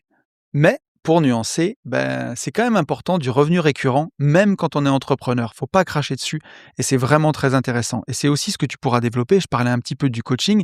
Donc le revenu récurrent, c'est le fameux MRR pour les entrepreneurs, le Monthly Recurring Revenue ou le revenu récurrent mensuel. Ça, c'est vraiment très intéressant. Pour l'instant, le MRR des investisseurs IMO, le plus connu et le plus simple à imaginer, c'est nos loyers, bien entendu. Les loyers sur la foncière. Moi, c'est grâce à ça que j'ai réussi à quitter mon job, hein. C'est que j'avais 2 000 € qui tombaient tous les mois, coûte que coûte, quoi qu'il arrive. Les autres 2 000 €, c'était, la règle des 4 sur la bourse, mais vraiment, il y avait 2 000 € de revenus récurrents qui revenaient. Bien sûr, il y avait encore plus en loyer, mais je parle en cash flow là. Et aujourd'hui, je suis content d'avoir du revenu récurrent, même sur certaines de mes boîtes qui sont importantes. Je peux vous donner des exemples, perso, mais le Patreon, par exemple, que ce soit sur, les Gentlemen Investisseurs ou sur Nouveau Départ, c'est un revenu régulier qui tombe quoi qu'il arrive et ça permet de payer, tous les montages des podcasts, de payer tout ce qu'on utilise, pour la chaîne, amortir les micros, les logiciels qu'on utilise et c'est chouette parce que ça libère complètement l'esprit. On sait que grâce aux revenus du Patreon, toutes les charges fixes de la boîte sont payées et ça, c'est super. Ça si un mois on fait pas de vente, de formation, pas de vente de coaching, ou de voyage, on s'en fout parce qu'on sait qu'on peut payer, Élodie ou Maxime, qui monte ses podcasts et Maxime qui monte les podcasts de Nouveau Départ. On sait qu'on peut payer les logiciels parce qu'il y a du revenu récurrent. Quand je pense à mes 6 coachings, individuels par mois, voilà, aujourd'hui, je vends le coaching 150 € hors taxe pour 1 h 15. Aujourd'hui, je suis pas à 900 € par mois. C'est pas le but, mais c'est quand même cool d'avoir ce revenu récurrent parce que malgré tout, sur la boîte de Une vie de liberté, j'ai des charges fixes, le montage de ces podcasts et tout ça et d'avoir un peu ces coachings toujours récurrents. Je sais que les charges fixes de la société, elles sont assurées et moi, ça me permet de passer mon temps à faire des choses que j'aime, c'est-à-dire du coaching et pas à faire des choses où j'ai pas vraiment de valeur ajoutée, comme monter moi-même les épisodes. Donc, c'est super intéressant, même quand on est entrepreneur, même quand on est marchand de biens, d'avoir ce petit revenu récurrent, qui va permettre justement de pouvoir relâcher la ceinture et d'être content. Donc bien sûr, c'est tes loyers, mais pourquoi pas un peu de coaching? Aujourd'hui, avec tout ce que tu as construit, tout ce que tu as créé, je suis sûr qu'il y a des gens qui seraient ravis de payer, un accompagnement de 3 mois avec toi à 1 500 € pour, acheter leur premier bien et ils seraient sûrs de pas faire une connerie. Sur la première négo, tu leur ferais négocier, 5 000 € sur un studio à 50 000. Donc, c'est facile à vendre en plus parce que ils seraient sûrs avec toi de revenir dans leurs frais, hein. Si tu payes 1 500 € pour en économiser au moins 5 000 et acheter un investissement rentable et savoir faire pour la suite, c'est super bien. Et toi, il suffit que tu trouves un coaché par mois, tu en as 3 en roulement, tu fais 1 500 € par mois, le temps de te lancer, ça te fait quelque chose qui remplace ton activité, qui est toujours dans ce que tu fais, ça peut être toujours très, très intéressant. Et pourquoi ça a de la valeur, même pour les entrepreneurs, ce revenu récurrent, hein? Parce que les entreprises qui se valorisent le mieux, c'est celles qui ont du revenu, récurrent. Ça permet de lisser la trésorerie, ça permet de lisser les investissements. Dès qu'une entreprise, elle a du revenu récurrent qui arrive, typiquement les mécanismes à abonnement, c'est des entreprises qui se vendent très cher. Donc, voilà, faut pas cracher sur tout, hein. Même l'entrepreneur, il aime bien ce petit côté salaire, ce petit côté qui revient. Donc, le mindset salarié peut aussi te servir pour être entrepreneur, tu vois? Pour être bienveillant jusqu'au bout et pas vanner les salariés, c'est vraiment pas le but. C'est aussi important et même en étant entrepreneur, moi, je suis content quand il y a du revenu qui est récurrent. Et pour terminer ce podcast, on arrive bientôt à la fin. L'idée, c'est de faire une transition en douceur et pourquoi ne pas demander d'abord un 80 au travail? Pourquoi ne pas demander un 60 pour commencer? Comme ça, tu verras, tes revenus baisser, tu vas commencer à t'y habituer, tout en gardant une activité, hein, en y allant, 3 jours par semaine, par exemple, si tu es à 60. Tes revenus vont baisser de 40 mais tu vas récupérer 2 journées et là, tu le fais ça pendant 6 mois, 1 an et tu vois comment ça se comporte. Tu vois si, tu arrives à compenser cette perte de revenus par tes investissements. Spoiler alerte, ça va pas mettre longtemps. Mais tu vois, ça va te dégager du temps, ça va créer ce vide dont je parlais tout à l'heure maladroitement avec mon agriculteur et son champ, mais ça va te laisser de la place pour mettre en place cet effet de levier et accélérer ces investissements que tu fais et le parcours exceptionnel que tu as eu à côté de ton taf. Donc imagine si tu as tout ton temps pour faire ça, ça va être zinzin. Donc pourquoi pas faire cette transition en douceur et tu peux même très bien y rester. Je repense à mon pote chouchou qui est à 60 et qui vit sa meilleure vie. Il fait des semaines plutôt à 100-110 pour dégager parfois 4 mois de vacances par an, 5 mois de vacances par an et je pense qu'il vit sa meilleure vie et s'il écoute ce podcast, il me le confirmera. Donc pourquoi pas, tu trouveras peut-être ton équilibre aussi là-dedans et pourquoi pas, tu lâcheras complètement pour devenir entrepreneur à plein temps. Mais tu verras, une fois que on s'est habitué à ne plus avoir ces revenus récurrents, on s'en accommode très bien et c'est le prix à payer pour avoir la porte vers des revenus qui sont bien plus élevés, qui sont décorrélés de cette équation. J'échange mon temps contre de l'argent. Donc, les devoirs pour tout le monde, sortez vos cahiers, notez vos missions pour cette semaine, pour tous ceux qui seraient dans cette configuration et qui se disent: «J'arrive pas à passer j'arrive pas à franchir le pas, j'arrive pas à me lancer, j'arrive pas à me jeter dans le vide». La mission cette semaine, c'est, faire les 3 tableaux. D'abord le tableau des flux. Faites votre tableau des flux, que ce soit celui de la formation, Finance Perso Expert, qui doit être une des formations les moins chères d'internet, je pense, à 139 € ou, le tableau du patrimoine, la photo du patrimoine. Faites vos tableaux maison, si jamais vous n'avez pas les formations, mais faites votre tableau des flux pour voir où vous en êtes. Vraiment, mettez les chiffres en face. Faites votre tableau du patrimoine pour voir où vous en êtes et faites votre tableau des besoins. Alors, le tableau des besoins, je l'ai expliqué dans beaucoup de podcasts. Je ne vais pas le rabâcher à chaque fois parce que ce serait un peu long. C'est celui qui est aussi au centre de la formation Vivre enfin libre. Mais voilà, pour voir de quoi combien tu rentres d'argent et combien tu sors, combien tu pèses en patrimoine et de quoi tu as besoin pour être heureux. Qu'est-ce qui te rend heureux dans la vie? De quoi tu as besoin et mettre un chiffre en face.